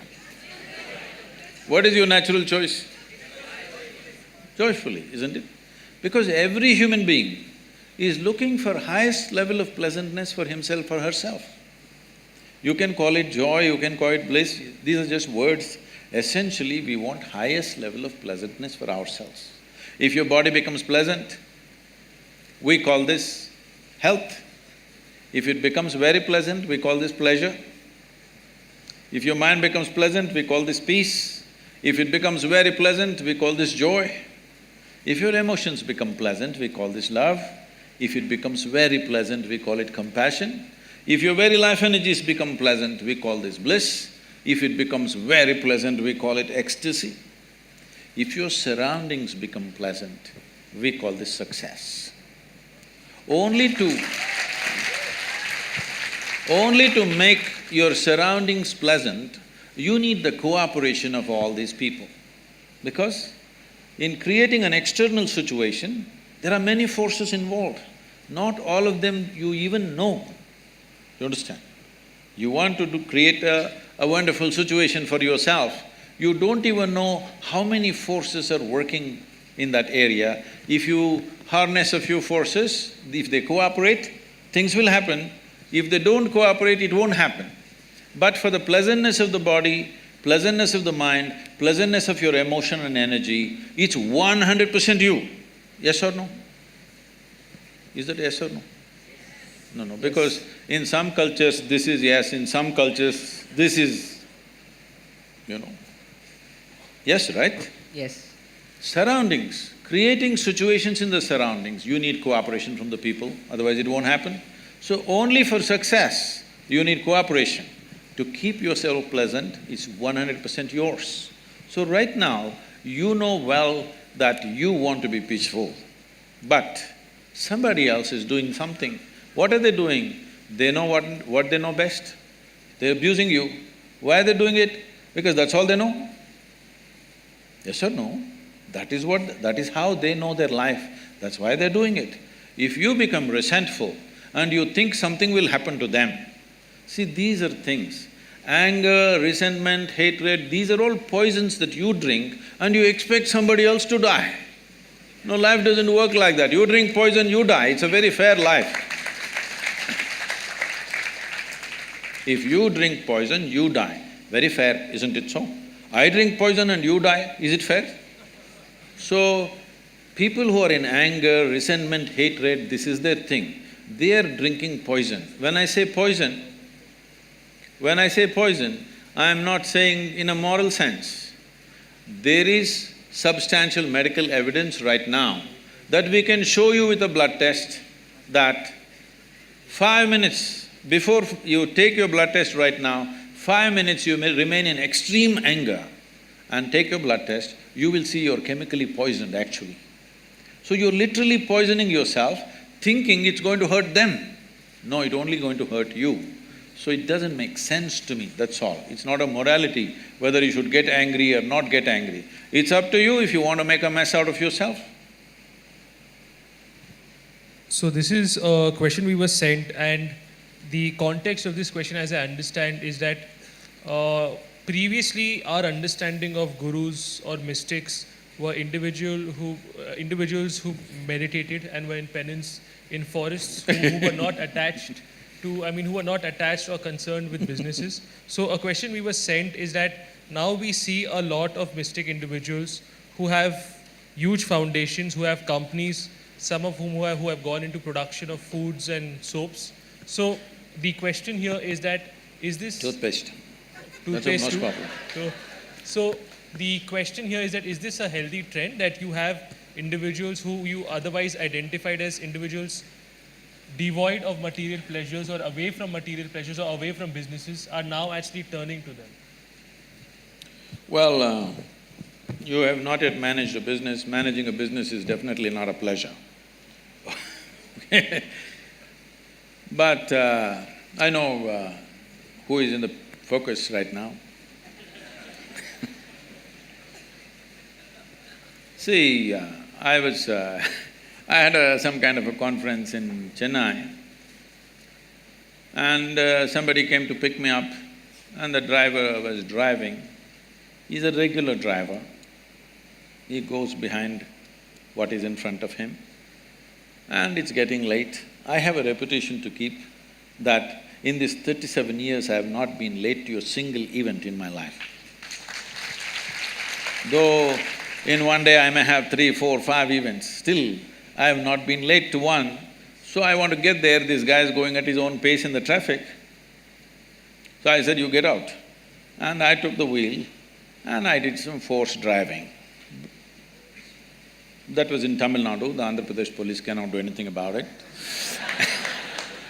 So I did some forced driving and just made it in time.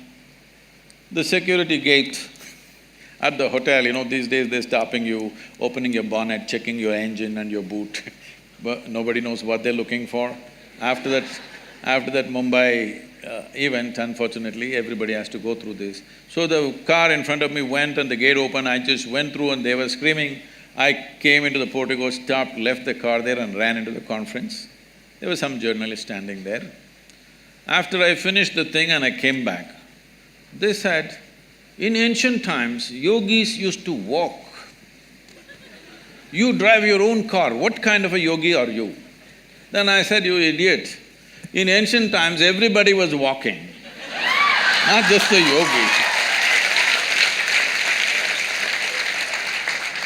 So mystics keep with the times. Huh? So mystics keep with the times.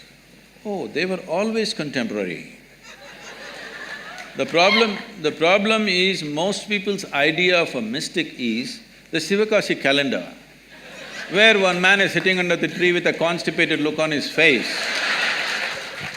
That is a calendar art, that is not a mysticism, all right? The mystics of the day, well, look at anybody. If you call Krishna a mystic, he was working with the kings all the time because he wanted to transform the political system. If you see Gautam Buddha, always working with the kings because he wants to transform the political system. Without transforming the political system, people will not benefit. So always, the gurus were always around the kings, not because of their palaces, because of their concern, unless the one who rules transforms himself, there will be no benefit for the people. Right from ages, you go back wherever you want, always they were around the kings, not looking for crumbs in the palace, but simply because unless you transform that one fool, the country will not change. So it's been indicated to us that, there's a lack of time, so what we could do is that I have a question on section 377 and Angad has a question on something else. If I'm not wrong, 377 will be taken up by somebody in the audience, so I'll let that go. Or if it's… does anybody in the audience have that question? Then I'll let it go. Does nobody have a question on that? Fine. So when somebody asked you for your views on section 377, you talked about how we should not be entering into people's bedrooms, how they should be given the privacy, how we should not be criminalizing this. That being said, there was a statement after that which me and a lot of NALSARites didn't understand as to what was the context or the basis of that statement, is that it should not be promoted. What is this, it should not be promoted? See, right now, there are people, large majority of the people are heterosexual. You don't have to promote it. Anyway, they will do what they have to do. Similarly, if there is homosexuality among a certain segment of people, no need to promote, they will do what they have to do. And what a heterosexual person is doing in the bedroom, does anybody inquire what is he doing? They should not inquire, it's not civilization, I'm saying. Similarly, no matter what the hell you're doing in your privacy, we will not even inquire, I'm saying, because we're not interested. What you're doing with your body is not my interest as long as you're not harming yourself. If you're damaging your system, then maybe we have to intervene. Otherwise, what's my business what you're doing with your body? The question I have on that is that, yes, as far as heterosexuals are concerned, they are a large majority. When it comes to homosexuals, there exist social prejudices which prevent them from coming out and acknowledging what their sexuality is. In that context… That was because there was a certain law. You must understand, this law was made by the British. The British made this law because the English soldiers that they brought from England to manage this large nation, they did not come with their wives and girlfriends, they came all men. So homosexuality was all pervasive among them because they had no options. So because of that, they brought this law which is actually said as buggery law, okay? So that was made in a certain context. So now the Supreme Court, the highest court in the country, has removed it, it's finished. What is the debate continuing about? But I might be wrong as to what the opinion of a large portion of the population is, but I don't think I'll be wrong in saying that there do still exist significant prejudices against homosexuals. And in that context, should we not be allowing… That is what I'm saying. Why should you tell me that you are a heterosexual or homosexual? Why should you tell me, huh? Your partner knows what you are and that's all that matters. Why should I know? But you want to tell me, and I must have the right kind of emotion towards you. Why are you expecting this from people? Sadhguru, the point I'm arriving at is that I might not be able to acknowledge my own I will not be able to acknowledge it to myself, leave alone to anybody else, unless and until this social prejudice and until homosexuality comes out in the open. Just to give an example, once a lot of celebrities came out that yes, we are homosexual, other individuals who were also homosexuals but were scared of identifying themselves as such also accepted their sexuality. So in that context, could promotion probably make sense? We're making a mistake. Sexual preference is not sexuality, they're two different things, all right? Sexual preference is a different thing. You're making it like it's a kind of a new species. It is not, I'm saying. They're all human species, different people have different choices, it's up to them. There is no need for you to go about making some kind of a campaign about it. It's not necessary because you will inevitably get the hit from others who don't see it that way. Where is it needed, I'm asking? It's a personal choice. Yes, I might get the hate, but I also might be able to allow other people who are suppressed in their understanding of what their sexuality is come out in the open and acknowledge what their sexuality is. It might help them. See, the thing is, What you're demanding is that everybody should acknowledge whatever you do. People may not acknowledge, what's your business, it's legal, leave it, no. You're not going to prison for it, that's about it, just leave it. I don't like it, so what does it matter to you? Somebody doesn't like it, what does it matter to you? It should not matter, that's all I'm saying. It's within the framework of law, just leave it. So, Sadhguru, there's one last question in this segment, or would you like to move to the next segment? We have one social media question. Whatever, sir. You're the boss, sir, whatever you say. So we'll pick up the one last question. The theme is coexistence and fear. So clearly you have this strong affinity for the species of snakes. Now, fun fact, and you've also gone on to say that… I have a strong affinity for all species. But people take pictures only when I pick up a snake. When I pick up a grasshopper, nobody does it. You've gone on to say that there's no such creature which is as perceptive as the snake. So, fun fact, Shamanpet is a snake-infested area. We have loads of snakes around campus. Here? Yeah, in NALSAR. So It's not snake-infested.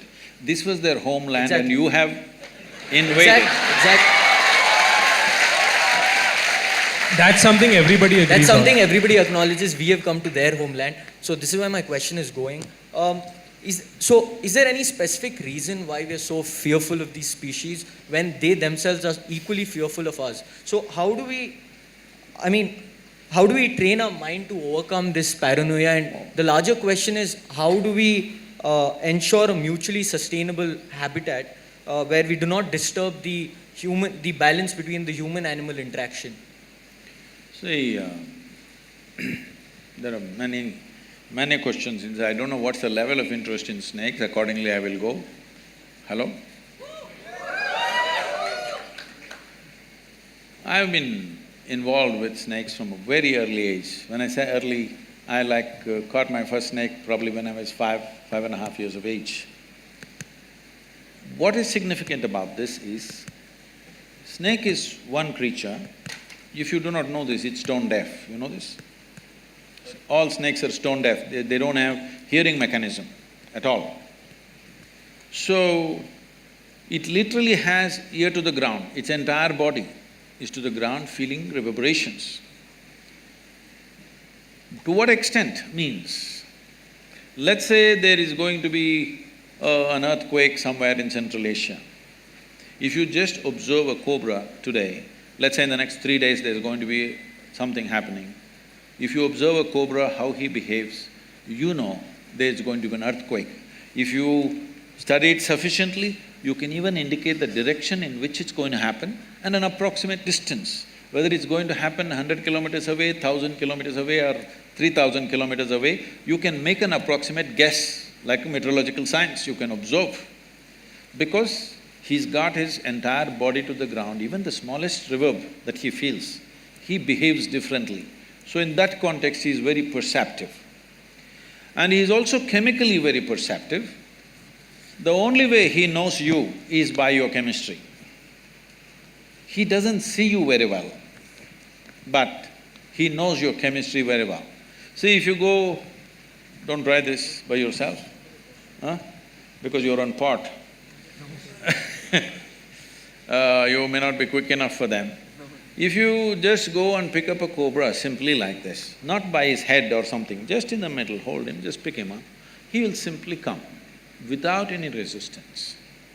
If there is any anxiety or anything within you, you show little bit of anxiety, he will go for you because he sees it as danger immediately.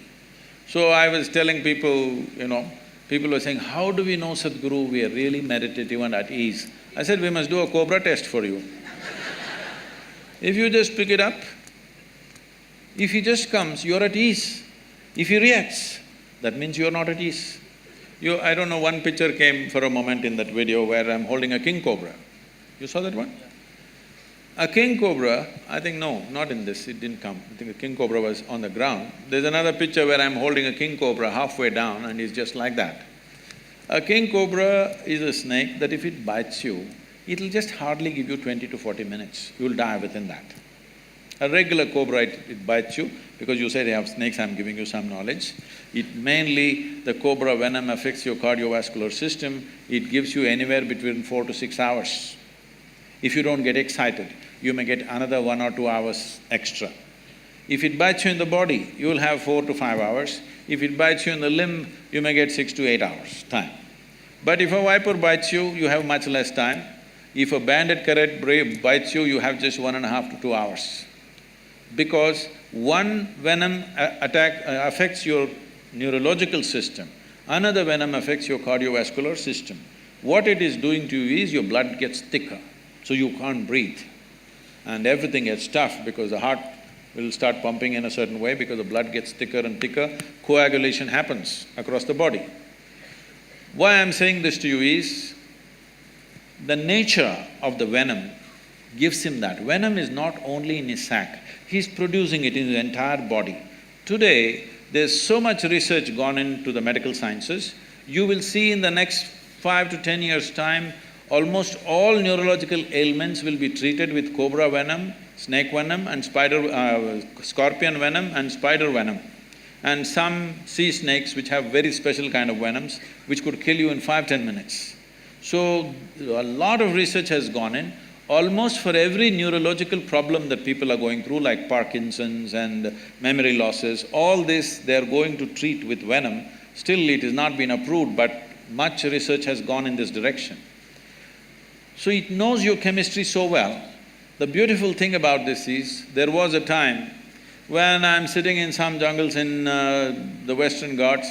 You guys are on the east, but you must come to the Western Ghats, that's a real jungle, okay? It's a rainforest. If I'm sitting and meditating, normally I don't know why, now I'm wondering why I sat in the afternoons, but I always sat in the afternoons, not early mornings. Afternoon I sit for meditation and I'm like sitting for 5–6 hours.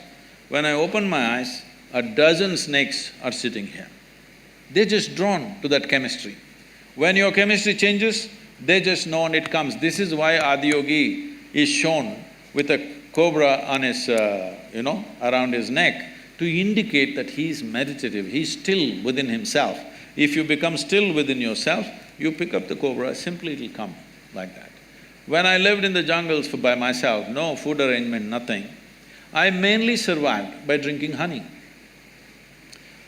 Huge beehives are built at a place where the bears can't get. They calculate, the bees have such intelligence, they calculate a normal sloth bear weighs how much? Approximately about 60 to 70 kilograms. They build it on a branch where if the bear comes, even if the branch doesn't break, the branch will be sufficiently disturbed for them to go and take care of him. So it is up there and I slowly crawl up. My motorcycle petrol tube, I always keep it extra long, about 18 inches. And I go with this tube, stick the tube and drink honey. 3¼ liters to 1 liter honey, if I drink for 1 or 2 days, I'm fully fired up with food, enough calorie in my system. But when I'm drinking this honey, the bees think I'm one more big bee. They don't see me. They are looking at the chemistry. If little agitation if you show, they will come for you.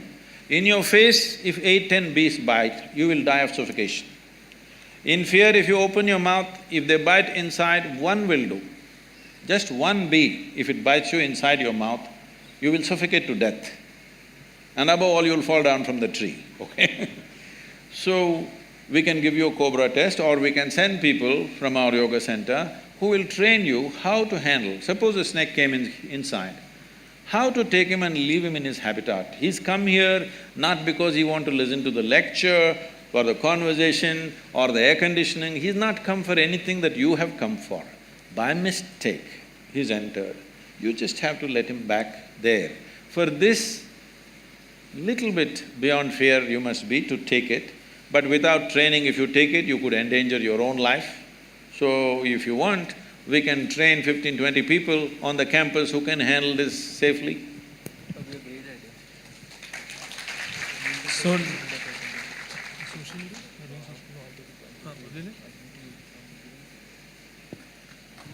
fine. So the next question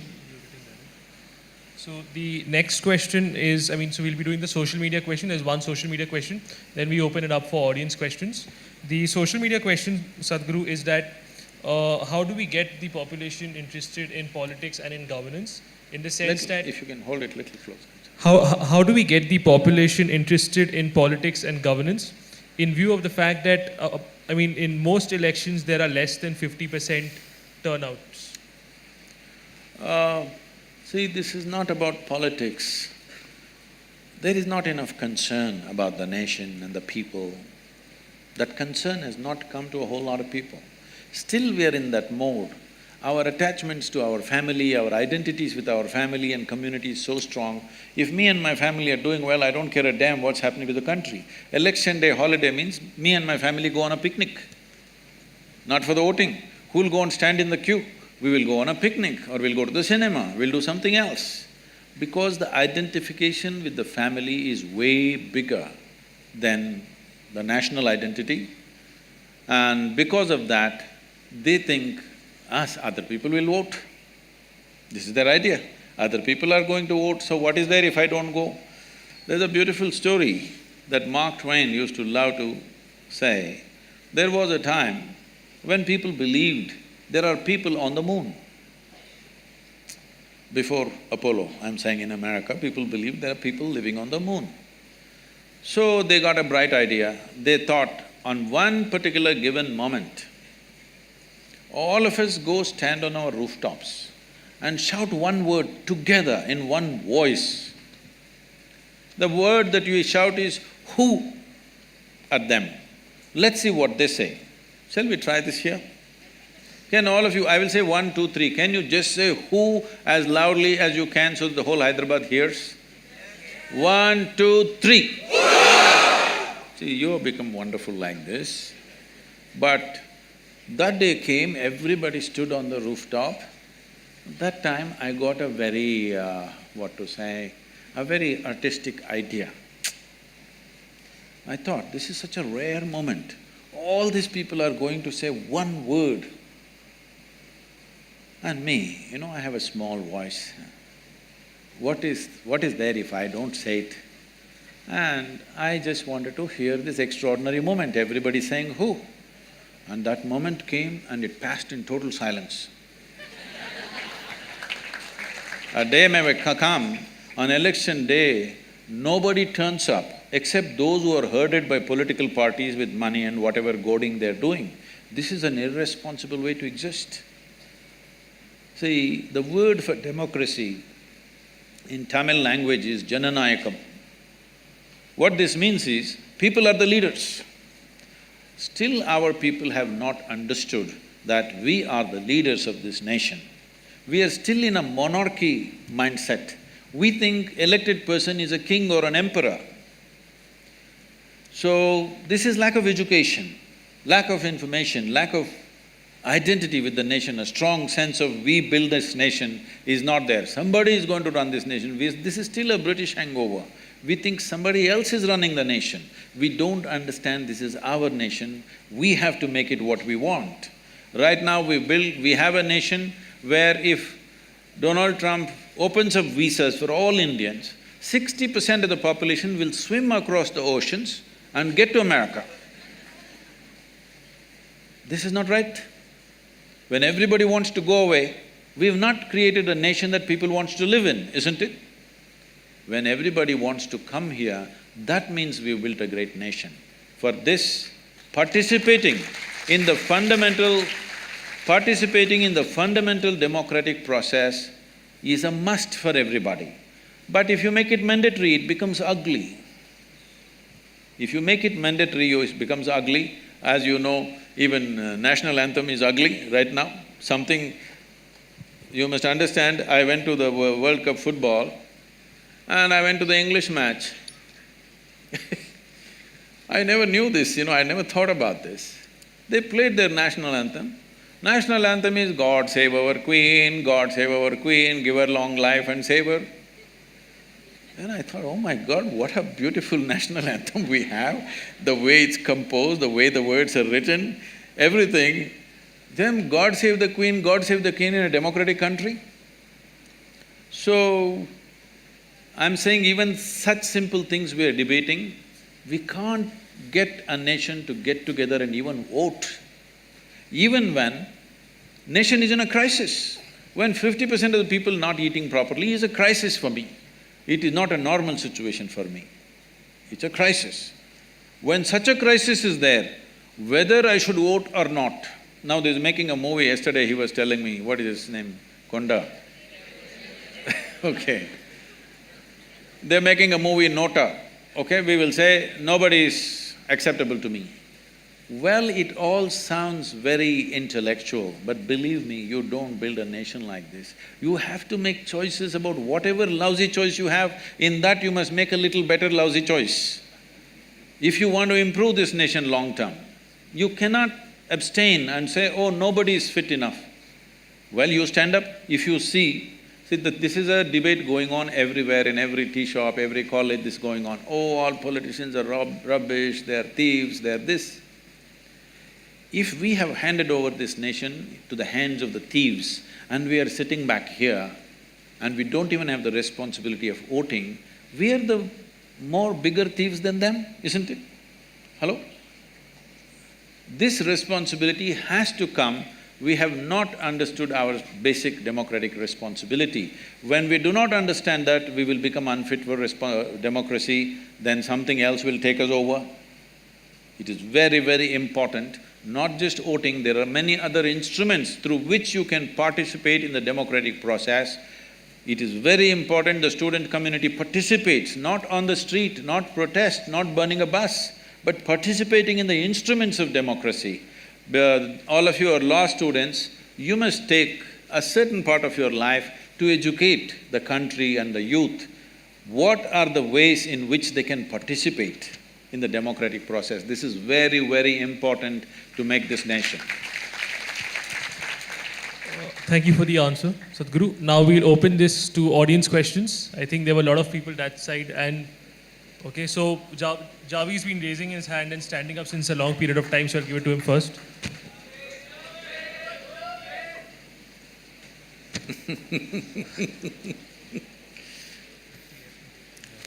Please. Good afternoon, Sadhguruji. As an elder, as a guest, and as an achiever, you have my respect. Now, you've been talking about a lot of undernourishment in India, people who are undernourished. It is these very undernourished people that we have taken away the food from, their nutrition. And secondly, it is these minorities who are scared to, do things out of their own volition, exercise, their own autonomy because of the environment we have created. And you also talked about, how America, respects its national anthem. There have been several politically motivated stances taken by a lot of people whereby they decided not to respect the national anthem. No. They decided to respect in a different way. True. But there it's is a also… difference. By not standing up is the point here. I'm saying that, we have created an environment of coercion and violence here. And in solidarity, if we decide to, not do this because it seems like a politically motivated… Please, sir, the microphone. Because it seems like a politically motivated… we didn't hear decision. the last sentence. We have created an environment of coercion and violence in the society.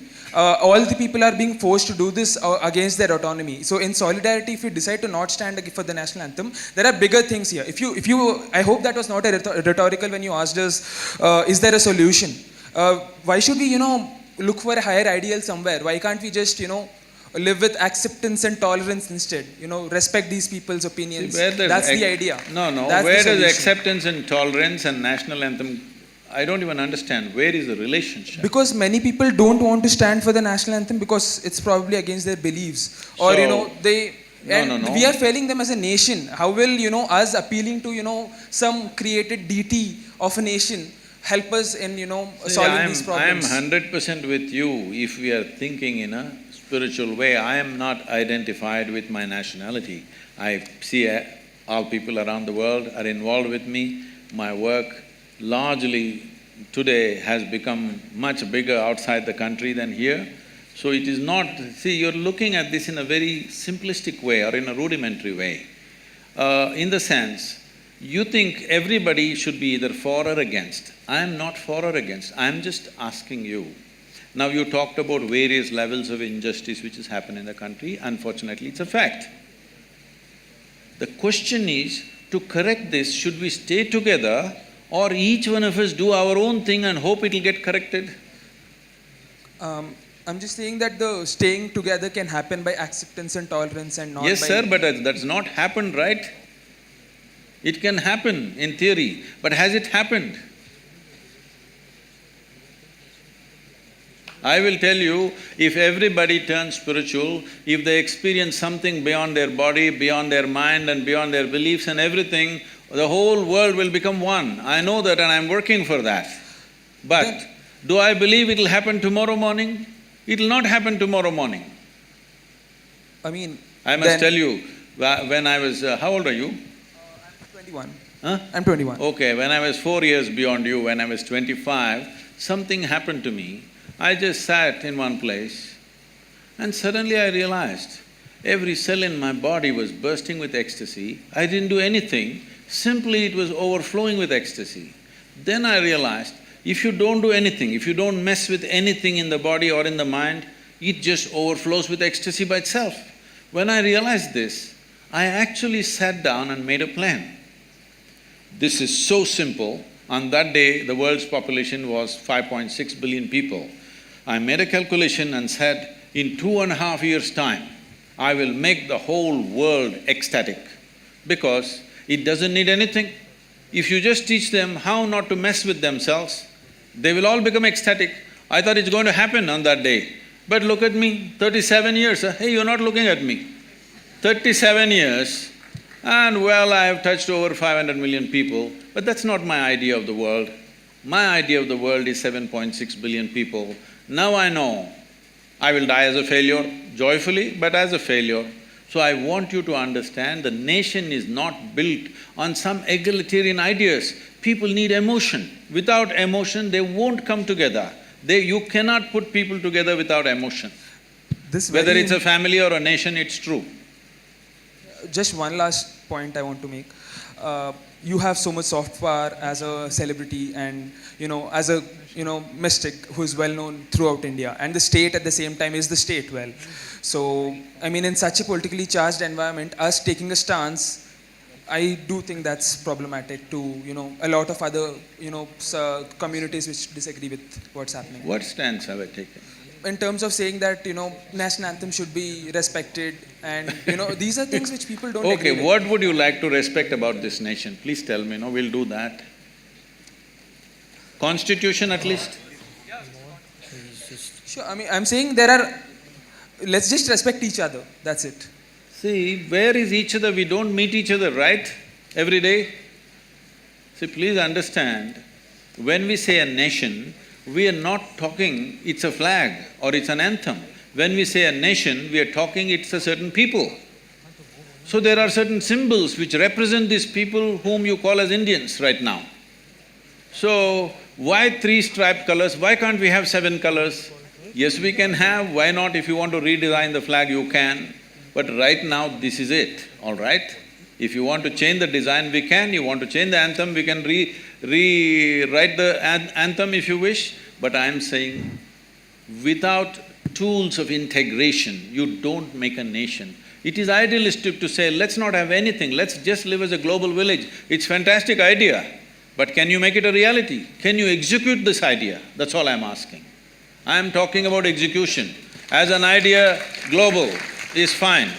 If there is no nationality in the world, it'll be a fantastic world. But are we capable of doing that? Within a state, we have to break 2 states because we can't get along for some reason, isn't it? So I think we'll spread out the questions in the interest of bringing out diversity of opinion. If the mic would be given to the lady in the 3rd seat here. Yeah, here, can the mic be given to Hello? Namaskaram, Sadhguru. Who is this? Where are you? Namaskaram, Sadhguru. Sadhguru, I will take only 45 seconds, okay? Question is 45 seconds, why? I won't disturb anyone because there are many a person want to Really question. sorry, but could we go ahead and, he chose somebody first, let's go with him. Yeah. Sadhguru, Can the mic be given to the lady in the 3rd seat? can I ask a question first? You should ask, you're going about giving a speech, huh? Sir, I just want to say, you are just my life, okay? No, this is not a Okay, sir, my romantic question. expression. Please ask the Okay, question. my question is, sir, you told in your childhood you experienced the realization of ignorance. Some point when I watch your video, I also felt that I don't know really nothing. Nothing means nothing. But after 10 minutes or 15 minutes, I get influenced by my mind or something like that, and I lose that realization. I want to live like that. I want to live that. I want to live like the realization that I don't know. Right. From that realization, my intelligence just becomes pure, and I can look at everything. That's fine. See, just intellectually thinking I do not know is not the point. You must know the pain of not knowing. The pain of not knowing should sear through you. Only then your intelligence becomes awake. See, just look at this. Suppose I ask you to walk from here to there right now. Later on, and you will simply walk like this without noticing anything. Suppose we make this hall pitch dark, you don't know what is next step. Will you walk? Everything alert, all your senses, intelligence, awareness, everything super alert, simply because you do not know where the next step is. So, I do not know is not an intellectual conclusion. It is the pain of not knowing. It must really sear through you, it won't let you sleep, it won't let you eat, it will keep you in a certain way. When it keeps you in that way, then you will see your intelligence stays awake and alert. In sleep and in wakefulness, it stays alert. When that happens, see, just now we finished Ganesh Chaturthi. What Ganesh Chaturthi means is, it's all become all about eating now. We've made it like that because we only see Ganesha's big stomach these days and we are inspired by that. Essentially, you know the story of what happened, that little boy stopped Shiva and Shiva decided to take off the head of a Gana. A Gana means, Ganas are described this way, that they were talking in a language that nobody understood and they had limbs which had no bones. Like this it's described in the certain texts. So he took off one of their heads, or the chief of the Gana, and put it on this boy and made him live with this new head. So he had this new head which is not a human head. Because of this, he was extraordinarily intelligent. You heard of those stories where he asked Vyasa that if you dictate something to me, you should not stop. If you stop, I will give up this stupid project and go.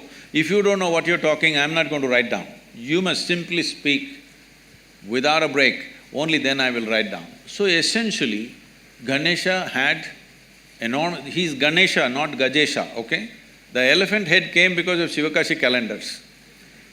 So he's a Ganapati and he has an extraordinary head and an intelligence. Because of this intelligence, he cleared all obstacles. So he became Vigneshwara. So our interest is that in him, that if we have intelligence like this, we will remove all obstacles in our lives. This is the fundamental and the phenomena of Ganesha is just this, that if your intelligence is always on, you simply dissolve all obstacles in your life. So he is a Vigneshwara. But on that day, most people are usually only boosting their belly, not their brain. What it means is you need a new head. So, Angad has already chosen, so if you could give… And then we'll move on to Joe, because Joe, some people there also, because he's been raising his hands in some time. Namaskaram, Sadhguru. First here. Many people say that thoughts create karma, and sometimes our biggest fears keep on recurring in our minds on a daily basis. So how do we stop that flow of thoughts, and how do we stop those fears from materializing, and also how to cut down on unwanted karma? Whoa. See, this whole karma business has been very misunderstood and been projected as a fatalistic process. Karma means this, karma means action. Literally translates as action. As you sit here, there is physical activity going on, there is mental activity going on, there's emotional activity going on, there's energy activity going on. These four dimensions of karma are happening within you every moment of your life. Both in wakefulness and in sleep, it's happening.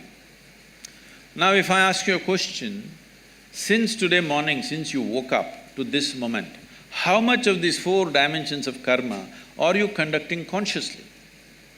How much do you think? percentage. Well below 1%, believe me. It's way below 1%. When 1% of your life, let us say, is conducted consciously and 99% accidentally, you must be shit scared of life. How else to live? If you're driving a car and 99% it is accidental the way you're driving, will you be scared or not? So fear is a consequence of your inability to manage the nature of your intellect.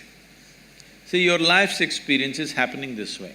These are three dimensions. There is something called as memory, which feeds you all the time. Memory is not just what you remember. You don't remember 10 generations ago how your great-grandmother looked, do you? You don't, but her nose is sitting on your face, yes or no? You have genetic memory, you have evolutionary memory, you have karmic memory, articulate and inarticulate levels of memory. This entire thing is memory, head to toe. Every cell in the body is memory, isn't it? We can take one cell and create the whole of you, and that's how your parents also did. Just one cell, and see, you become like this. So, there is enormous amount of memory in this. This memory rules certain things, but there is a present experience. Memory is of the past, but the present is of experience, your ability to experience. If you want to experience anything, you must be conscious, you must be aware, only then you can experience. The future is an imagination. So memory, experience and imagination, it is between these three dimensions in which you exist. Memory you cannot change because it's already there. Present you don't have to change because that is also here right now. It's only the imagination which you can change. So what are you fearful about? Something that will happen or you think will happen, isn't it? Fear is always about something which does not exist right now, it's always about what will happen. So you are suffering that which does not exist. If you're suffering that which does not exist, there are psychiatric terms for that. Hello? Your only comfort is everybody is in the same state. That's how it is in asylum usually. Everybody is in the same condition. But right now people are in this condition, what happened 10 years ago they can still suffer, what may happen day after tomorrow they already suffer. They're suffering things which does not exist, simply because in your education system, you are studying about everything except how to manage this. If you do not know how to manage this, it doesn't matter how much nonsensical information you have gathered, it'll be not of much use to your life. You must know how to keep this, how to conduct this body, how to conduct this mind, how to conduct this emotional structure and the energy structure. If you do not know anything about this, then you are an accidental being. You being fearful is good, otherwise you may cause enormous harm to yourself. The next person, if I'm not wrong, was Joe, so he'll be… You got everything set, huh? Hello, Jaggi Vasudev sir. Before I ask my question, I just have to tell you that I was very impressed by your e-commerce website, which sells yoga merchandise. I think it's really cool.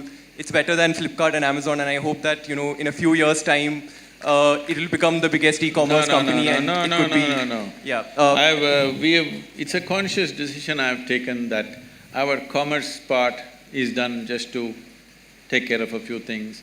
Our commerce will never grow beyond the foundation part. I clearly made the distinction, there's Isha Foundation and there's Isha Business, and we have contained the business. In spite of enormous demand, we have contained the business because… So it's very impressive, sir.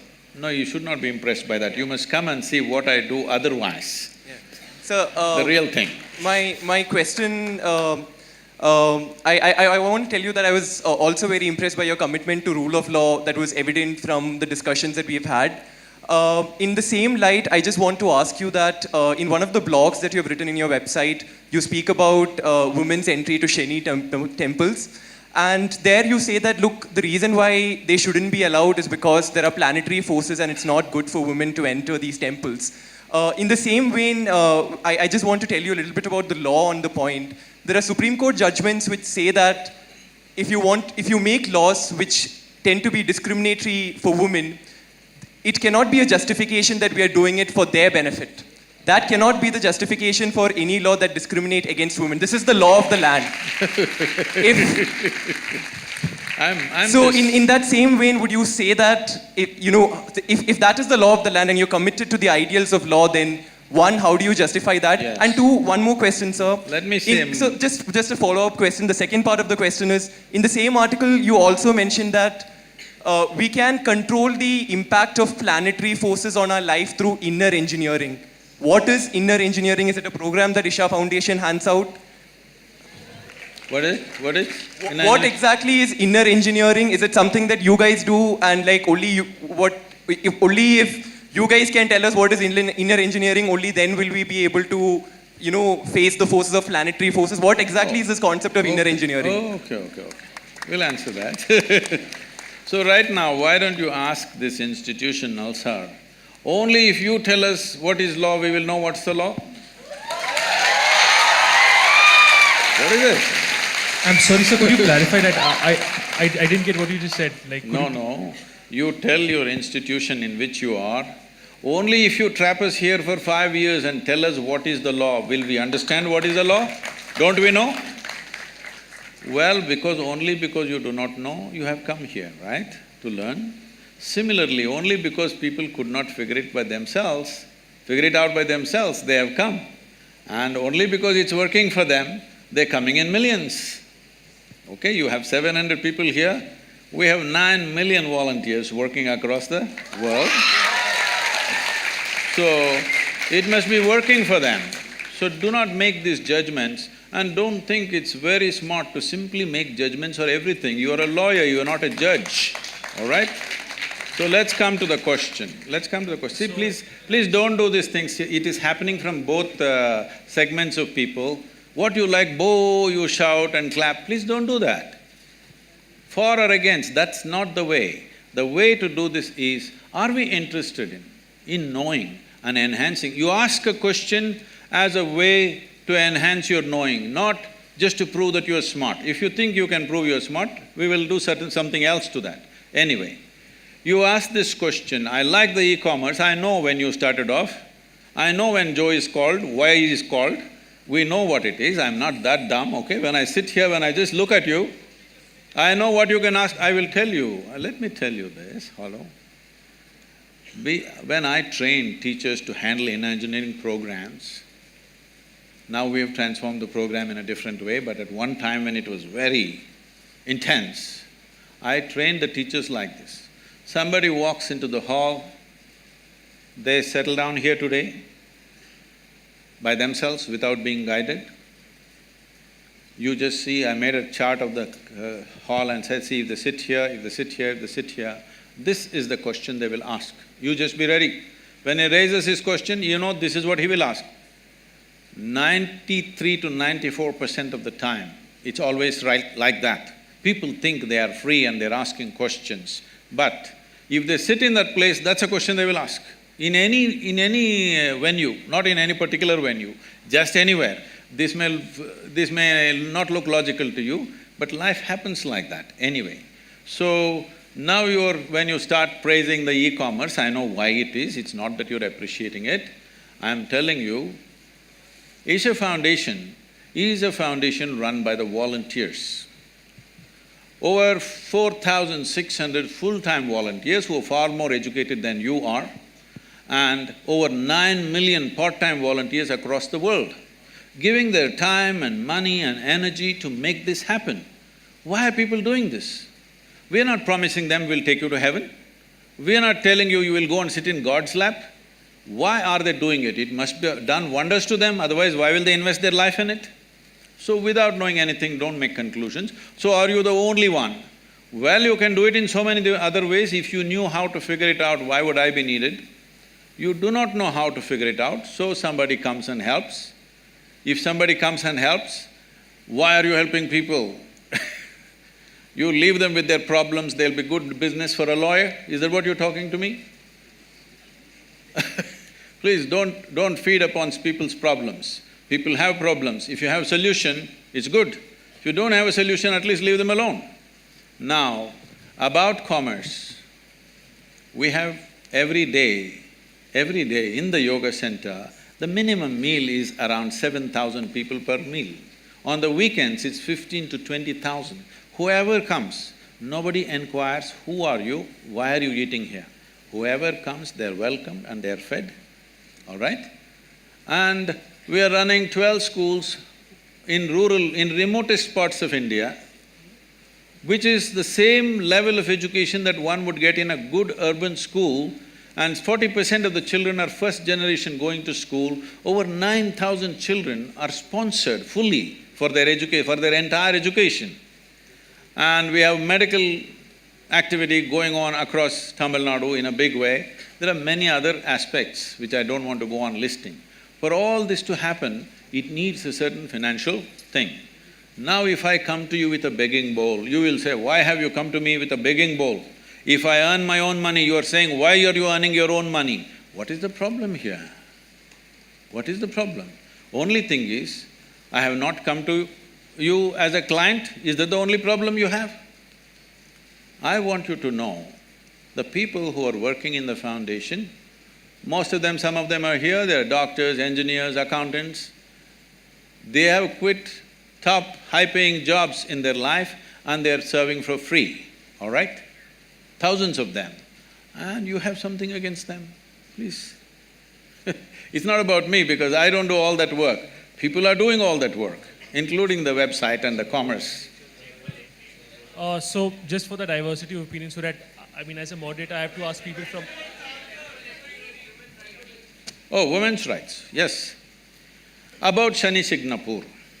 See, first of all, you have a misunderstanding that Indian temple is a place of prayer. Indian temple is not a place of prayer. I want you to know this. Different temples were built in different ways for specific purposes. Shani temple is built for occult purposes. Occult means, you know what's occult? What is the Telugu word for occult? What? What is that? What people call as black magic or whatever, you know? There are certain occult practices where if the occult practices are being done, women in state of pregnancy, in menstrual cycles, it could seriously impact their life. So they said women should not go.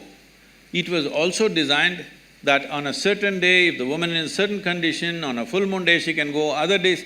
These are prescriptions, these are not restrictions. These are prescriptions, these are not discriminations. These are done with a specific intent.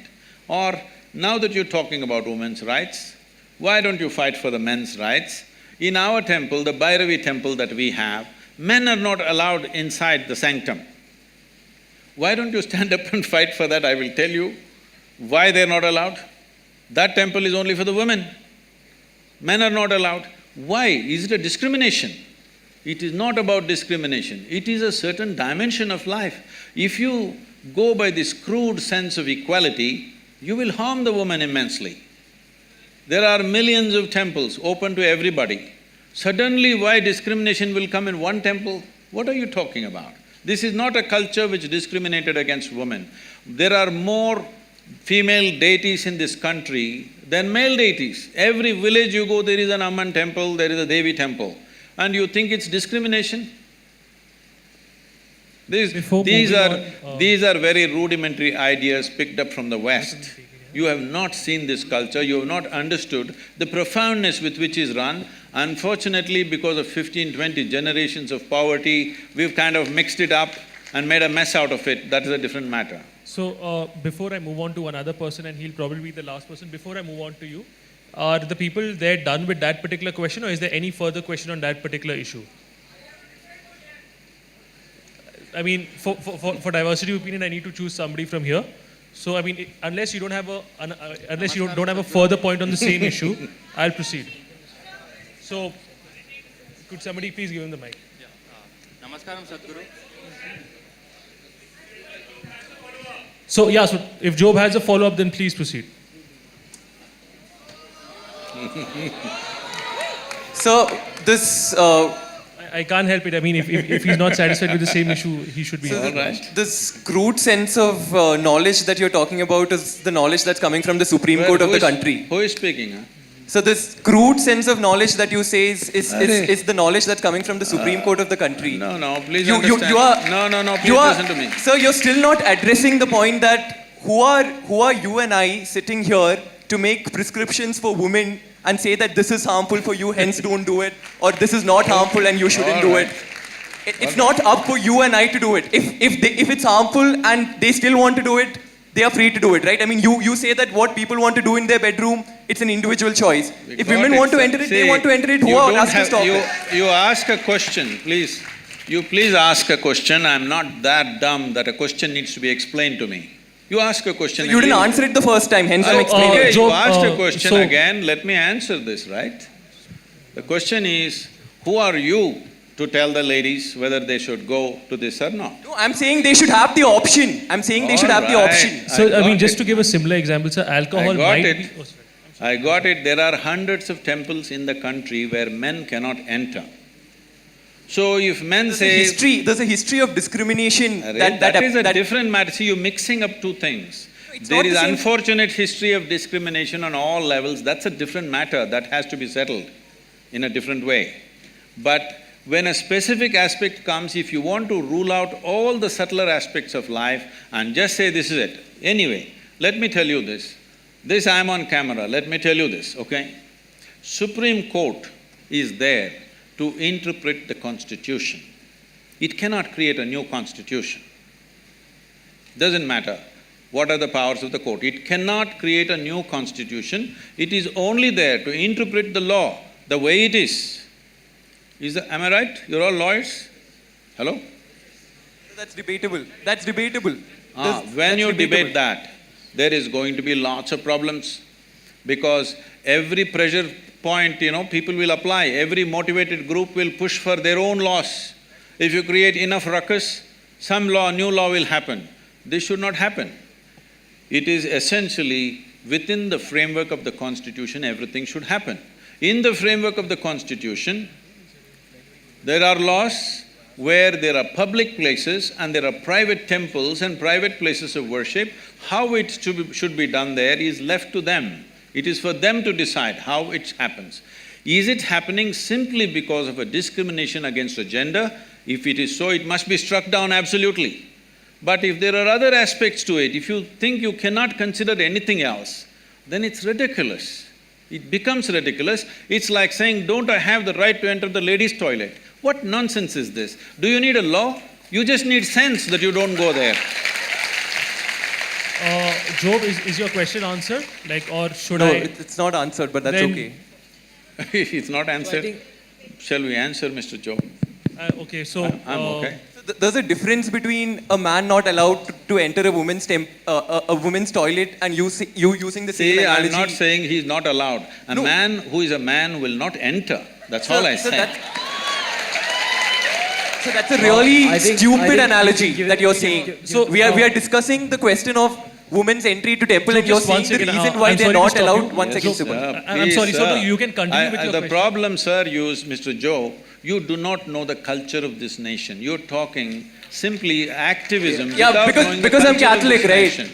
Because in this country, in this culture, the idea of discrimination never arose. I want you to understand, even before other countries ever thought of even giving franchise to the woman, this country did not even debate whether women should have voting rights or not. It's simply there because in our culture we never thought so. So the discrimination, exploitation is there. I want you to understand, there is exploitation, there is no necessary discrimination. Exploitation is not just of the woman. Anybody who is weaker than you, people are exploiting, whether it's a man, woman or child.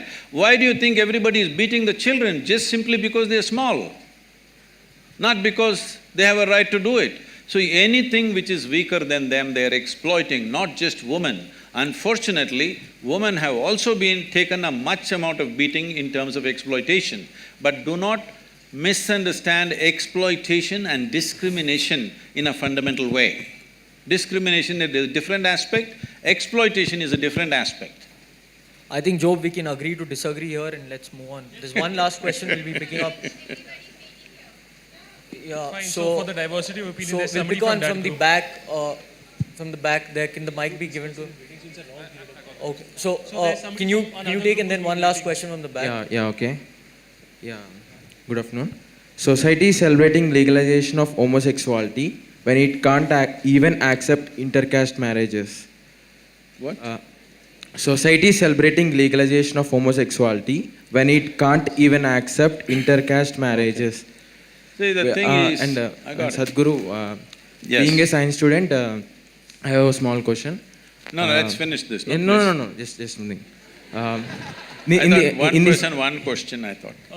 Yeah, it's small. Can Just- we please answer yeah. one by one so then there's no confusion? To maintain in this evolution, to maintain the genetic variability, the sex or marriage should happen between different groups of people and different communities. But due to this intercaste thing which is in our society, the marriages are happening between the same community, that is the same caste people, which leads to the further species makes this. We got the question. Yeah, please. got it. We got Please it. answer. And sir, you have done rally for Save for No, Rivers. and leave that, please. Please do remove this intercaste technique in this society. Okay. So, this is related to Joe's question, in a way, in the sense, see, we must understand this. Unfortunately, most human beings are in this condition. If they find somebody who are little weaker than them, they will see how to extract something out of them, how to dominate them, how to do these things. This is coming to you from your childhood, from your school, that you want to be number one, parents are telling you this, everybody is telling you this. So always want to be on top of somebody. So with this, if a blacksmith thinks, a goldsmith thinks a blacksmith is inferior to him, unfortunately, though a blacksmith's work is more useful than a goldsmith's work for making of a society. So like this, simple professional differences, we have made it into horrible discriminations in this country because this is an ancient culture, lived in the same place for thousands of years. People learned how to organize their exploitation against each other. They managed to organize this. So in this context, we must understand, unless human beings evolve to a place that you do not exploit other people's weaknesses, discrimination will not go. You can talk as much as you want, it will not go. For thousands of years, it's not gone. One thing about the caste system is, it was basically a professional division which turned out to be a very discriminatory process over a period of time. Now largely this professional division is going away because people come, now we don't know what caste you are, it doesn't matter, you're becoming a lawyer, all right? You're not a vakil kind of caste system. You something and you're becoming a lawyer. Somebody can become an engineer. So, this transference of knowledge through family systems are gone, so in that context, caste has become irrelevant. Right now, the caste still exists much more strongly in the rural community than in the urban community because that is the only social security most people have. Something goes wrong with my life, I can only go back to my caste people. If I go to somebody, they're not going to help me. So this is unfortunately the social security system that they have, which is exploited again in so many different ways. Unless we develop a universal social security system in this country that every human being has a net to fall back on, caste will not go. Once the universal social security comes, you will see caste will naturally die a death. You don't even have to fight it, it'll just go away. Once this social security is there for the human being, the reason why it's gone in educated and well-to-do people is because they have their own security. They don't have to go back to their caste.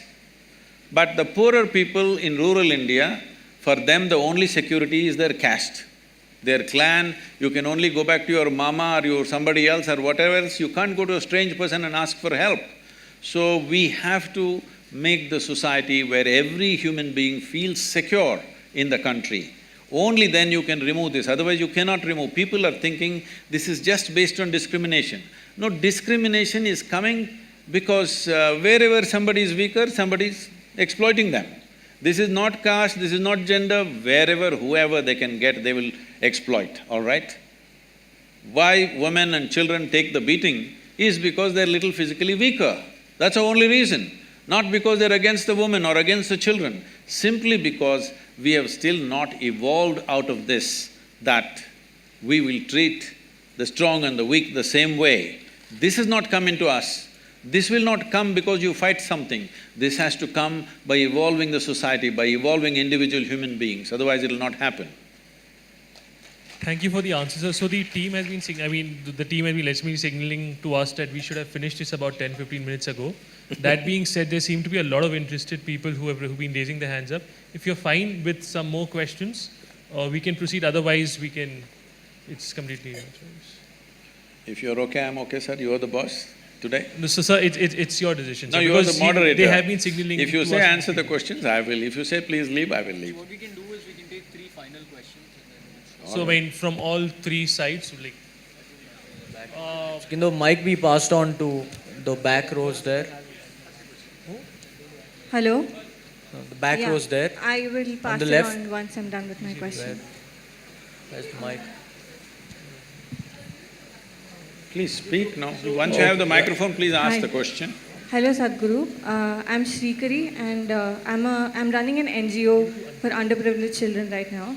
And I've sort of decided for myself that this is what I want to dedicate my life for, which is serving the society. So I have 3 questions for you. The first is, being a social entrepreneur yourself, how do you think I should prepare myself for the rest of my life to be dedicated to this cause? And second thing, you've mentioned a lot of issues, for example, malnutrition, and there is intolerance, and there is so many issues. So which issue do you think that our generation should target in order to get the best effect out of it? And thirdly, do you have any sort of program that can help our students who are doing this kind of an effort, because we don't have the kind of power or exposure to reach the kind of levels that you can?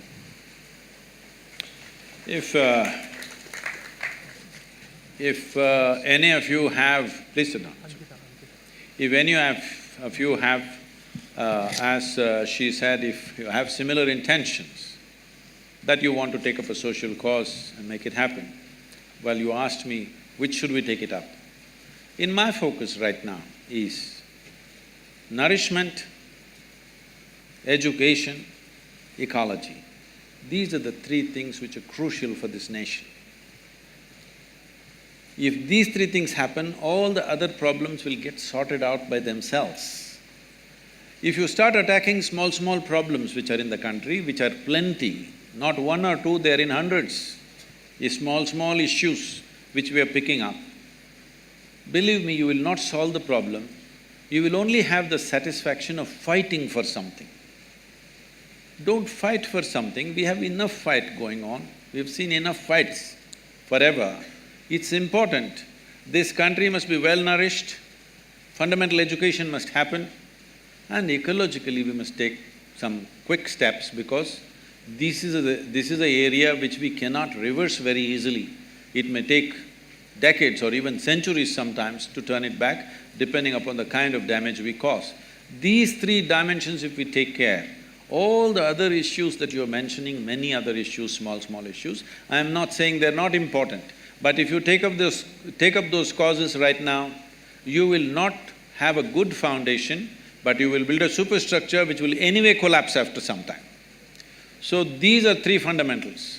If anybody who has such intentions, if you want, you come to us free of cost, we will train you for 1 or 2 or 3 months. Right now, we are… somebody mentioned Rally for Rivers, we are training hundreds of youth for over 6 months about the ecological aspect, how they can take it up in their own area, full depth and dimension of the problem and how they should handle it, how they should deal with the governments, they should deal with the people and the situation on the ground, how to manage this, like this. So for these 3 aspects, if you're taking up nourishment or education or ecology, we can train you. Above all, if you're going into social activity, I've seen so many people, particularly Indians who are settled in United States, after working there for 10, 15 years, when they've made a certain amount of money, quite a few of them get this urge they want to come back to their village and do something. I'm telling you, almost 90% of them return absolutely frustrated, not able to doing anything, and lost their money, lost their job, this kind of situation. Simply because India is a complex thing to deal with. One has to be in a certain state of… First thing is to understand, another thing is how you are. If you are the kind who are going to get freaked and disturbed by everything happening negatively around you, then you should not get into it because they're going to freak the hell out of you on a daily basis. It doesn't matter how much work you do, you will only face abuse and accusations, and people will file cases against you, they will protest against you, all kinds of things. So it's very important you make yourself in such a way, what you want in your life, what you want to create, in which way you want to make a difference, that is more important than everything else. Every day volunteers who are working for us come up to me and say, Sadhguru, I can't work with this person is horrible, I can't do this. So I tell them, see, in this world, this is how people are. Like this, like that, like that, like that, this is how they are. If you think what you're doing is of such importance, you work with these people. If you want to work with ideal people, go to heaven and today. Yes. So you will have to work with all sorts of people, otherwise you can't do this. Yeah, so the individual in the red t-shirt is been asked since some time, then we will move to the right. That will be the last one, the one over here will be the last one. So, Sadhguru, we have two questions. One at a time, I'm a simple guy. Yeah, so first I'll ask and then one more. So, firstly, you said that from your years of practice and looking at people, you can just look at somebody and tell their past, present and future. Now, we'd really appreciate it if you could look at me and tell my past and present. Anything. No, I am not an astrologer for you. No, astrologer would be somebody who sees the future. I'm asking you only to see my past and present. Astrologers also talk about the past to get the market oriented, all right? I am not in that profession. So when you say you're a mystic, what exactly do you mean? When your first answer to his question about first impressions was that you can see the past and the present, while all of us mortals over here won't be able to do the same thing. So then fulfill his claim that you can tell us about his past or his present. But notwithstanding that, my question is different. My question is that you've spoken about how you believe that like we must live in harmony with nature, etc. You told us that we've come here and we've taken over the land which belonged to snakes. No, that is true everywhere. Huh? Correct. Taking you to the question I'm so sorry to stop you, sir, in case you're not comfortable answering that. No, I'm okay with any question. All right. So, a lot of the infrastructure just make the question smaller and 30 seconds. More. A lot of the infrastructure 30 seconds is a long question. 5 seconds. 20 seconds. A lot of the infrastructure of the Isha Foundation has been built on elephant corridors, really? Something which both the National Green Tribunal as well as the High Courts have admitted to without the requisite permissions. We tell you this goes against rule of law, which you stand for. This goes against living in harmony with species, both of which you've spoken right here at NALSAR. So if you could clarify regarding that. Okay. There is a fan following for that also. So right now, all of you, those of you who are clapping and screaming, listen to me. You also, ma'am. What's your name? Huh? Sanchita? Ankita. Okay. Now we'll do one thing. I don't know what authority you have to say it's an elephant corridor. Listen, let me finish. The State Forest Department clearly has submitted to the High Court that this is not an elephant corridor. The Wildlife Trust of India has given a clear directive to the NGT that it's not an elephant corridor. The World Wildlife Fund says it's not an elephant corridor. But you say it's an elephant corridor. I don't know what's your relationship with the elephants. Okay? If you do not understand, right now we put up the map published by the Wildlife Trust of India as to which are the elephant corridors and which are not. And elephant corridor is not anywhere in 100 kilometers of where we are. You can go look up the map today. Now, you can open up your cell phone and look it up now. So, being in a legal profession you're going to get into, first you must get your facts right, all right? And, well, I know where this is coming from. There are some activists who are going on publishing this endlessly. You're reading that social media is trash and you're coming to conclusions.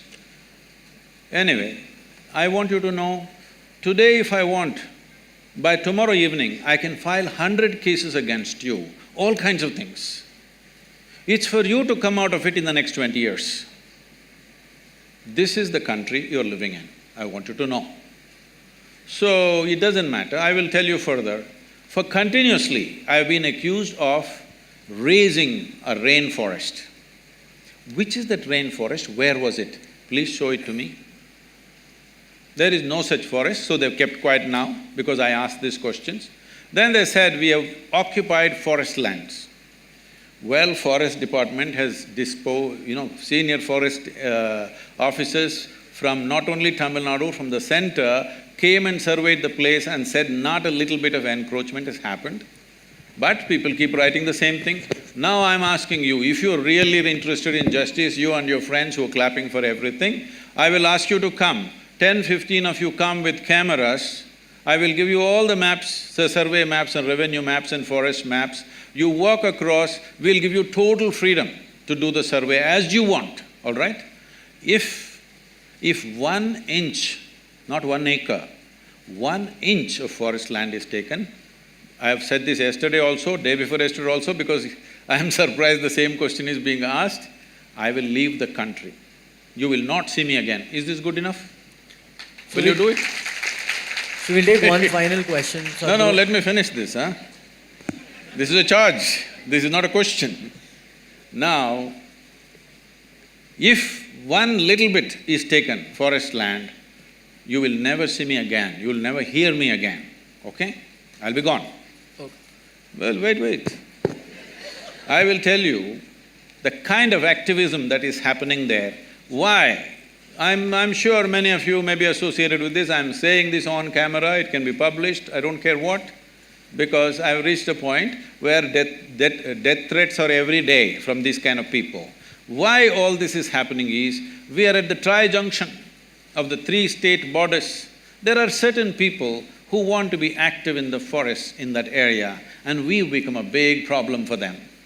They want us ousted from there. That's not going to happen in their lifetime, because it's not just for our interest. I want to make sure such activity doesn't happen in the forest.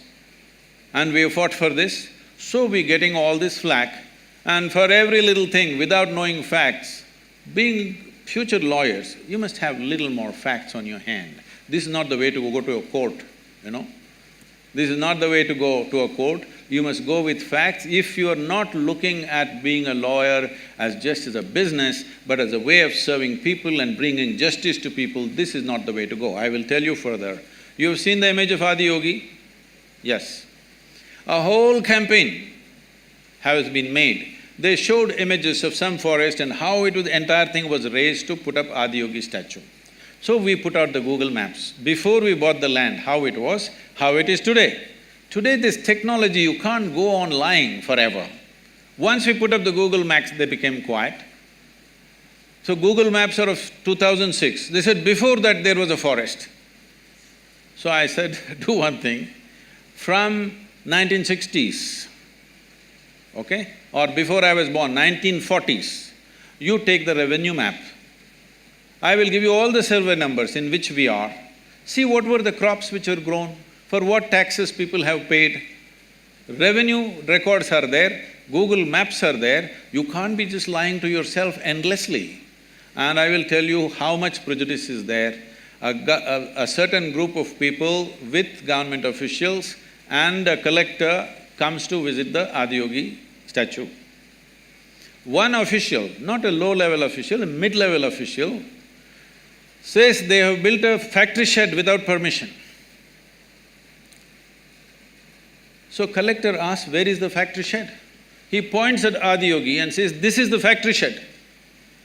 He's surprised, is this a factory shed you are saying? This is a monument? They've taken permission for a monument. No, in my opinion, this is a factory shed. Inside there are metal members and outside there is a metal skin, so it is a factory shed. Tell me, who will call the image of… If there is an image of Adiyogi, can you put it up? Who will call this a factory shed? Please look it up.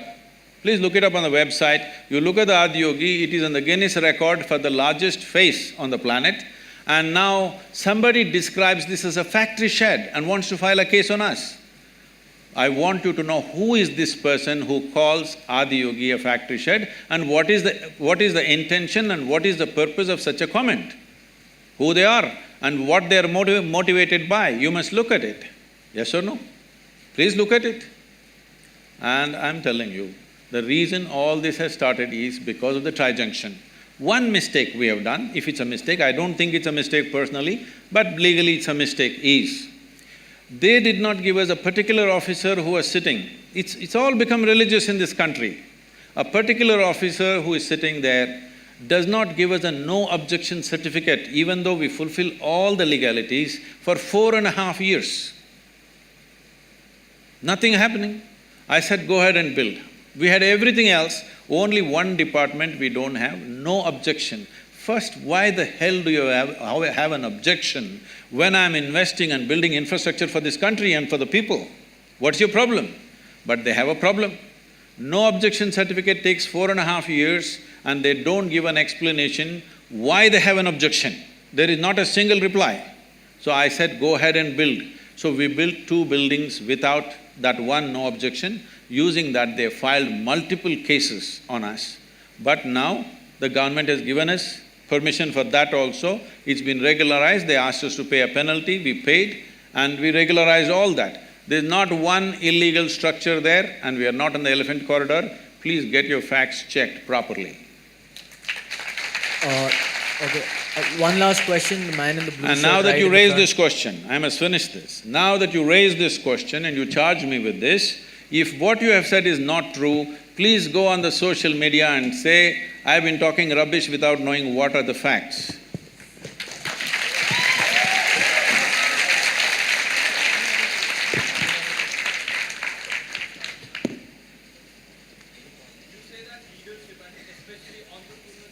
Yeah, it's not working. Give us… Mike. give the… Is it…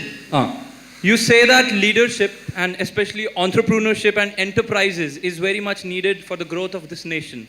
So how important is it for the youth or a young individual to be a leader and having a bigger vision which is beyond just their own survival but which includes larger well-being and growth of humanity? And if someone takes such responsibility, how a person having such a vision make himself capable and competent and clear? Thank you. See, in the development of a nation, today we have reached a point in the world where it is not the military prowess of a country, nor is it the political circus that goes on in a country, nor it is the activism and stuff that goes on in the country which decides the well-being of a nation. It is the success of the businesses which will determine the well-being of a nation, because we have decided to go market economy. Is it the best way to do things? I personally may not think so, but that's not the point. We've decided to go that way, we have to make it a success. That's all there is left to us. Every day we can't be rethinking which system to take on. We have to make it a success because we've chosen to be there. Now, for me to become a business leader or a social leader, what is it that I have to equip myself with? Well, that now famous inner engineering, that's the first thing you must do, because if you are not equipped to handle various uncertainties in life, if outside situations are going to determine what happens within you, then you should not enter into that kind of ventures because life will freak the hell out of you. You must choose a safe job. If you are the kind who is going to be impacted by what's happening around you, then it is going to be very difficult for you to handle those kind of situations. So first thing in everybody's life, no matter what you're planning to do, in everybody's life, first thing is to enhance this life, then to act in the world. If you act in the world before you enhance this life, you will see, if you succeed, you will suffer, if you fail, you will suffer. Very important that you bring yourself to a state that your peacefulness, your joyfulness, the pleasantness of who you are is not determined by somebody else or something else. If you establish this one thing, you are equipped for life. Thank you very much. We're done. I'm sorry, we're done. We've exceeded by Uh, about 1 hour 45 it's just the continuation of this question. It's not complete, the answer. Like, if you have done you said first step is inner engineering. If you have done it, I'm practicing since 3 years. So what is the second step? What is the exposure? What is the right kind of education and environment that is needed? First step I have heard many times. What is the second step? I want to equip myself with that. That's a very personal question. We will deal with this personally. Okay, thank you. Thank you, sir. So, yeah, hi. Thank you, Sadhguru, for answering all questions. I think we exceeded the limit by around 1 hour, by at least 1.5 hours. Oh. So, thank you for, patiently answering all questions from all different people. And Quite explosively, not patiently. Quite explosively, not for patiently listening and explosively answering the questions.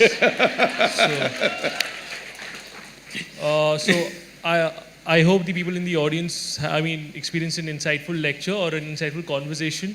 And for individuals who could not otherwise ask, I think you have a social media page. Yes. So you could send it there, but due to limitations of time, we can't ask any more questions. What we did try was that individuals from different groups and backgrounds could ask questions. So that was our purpose.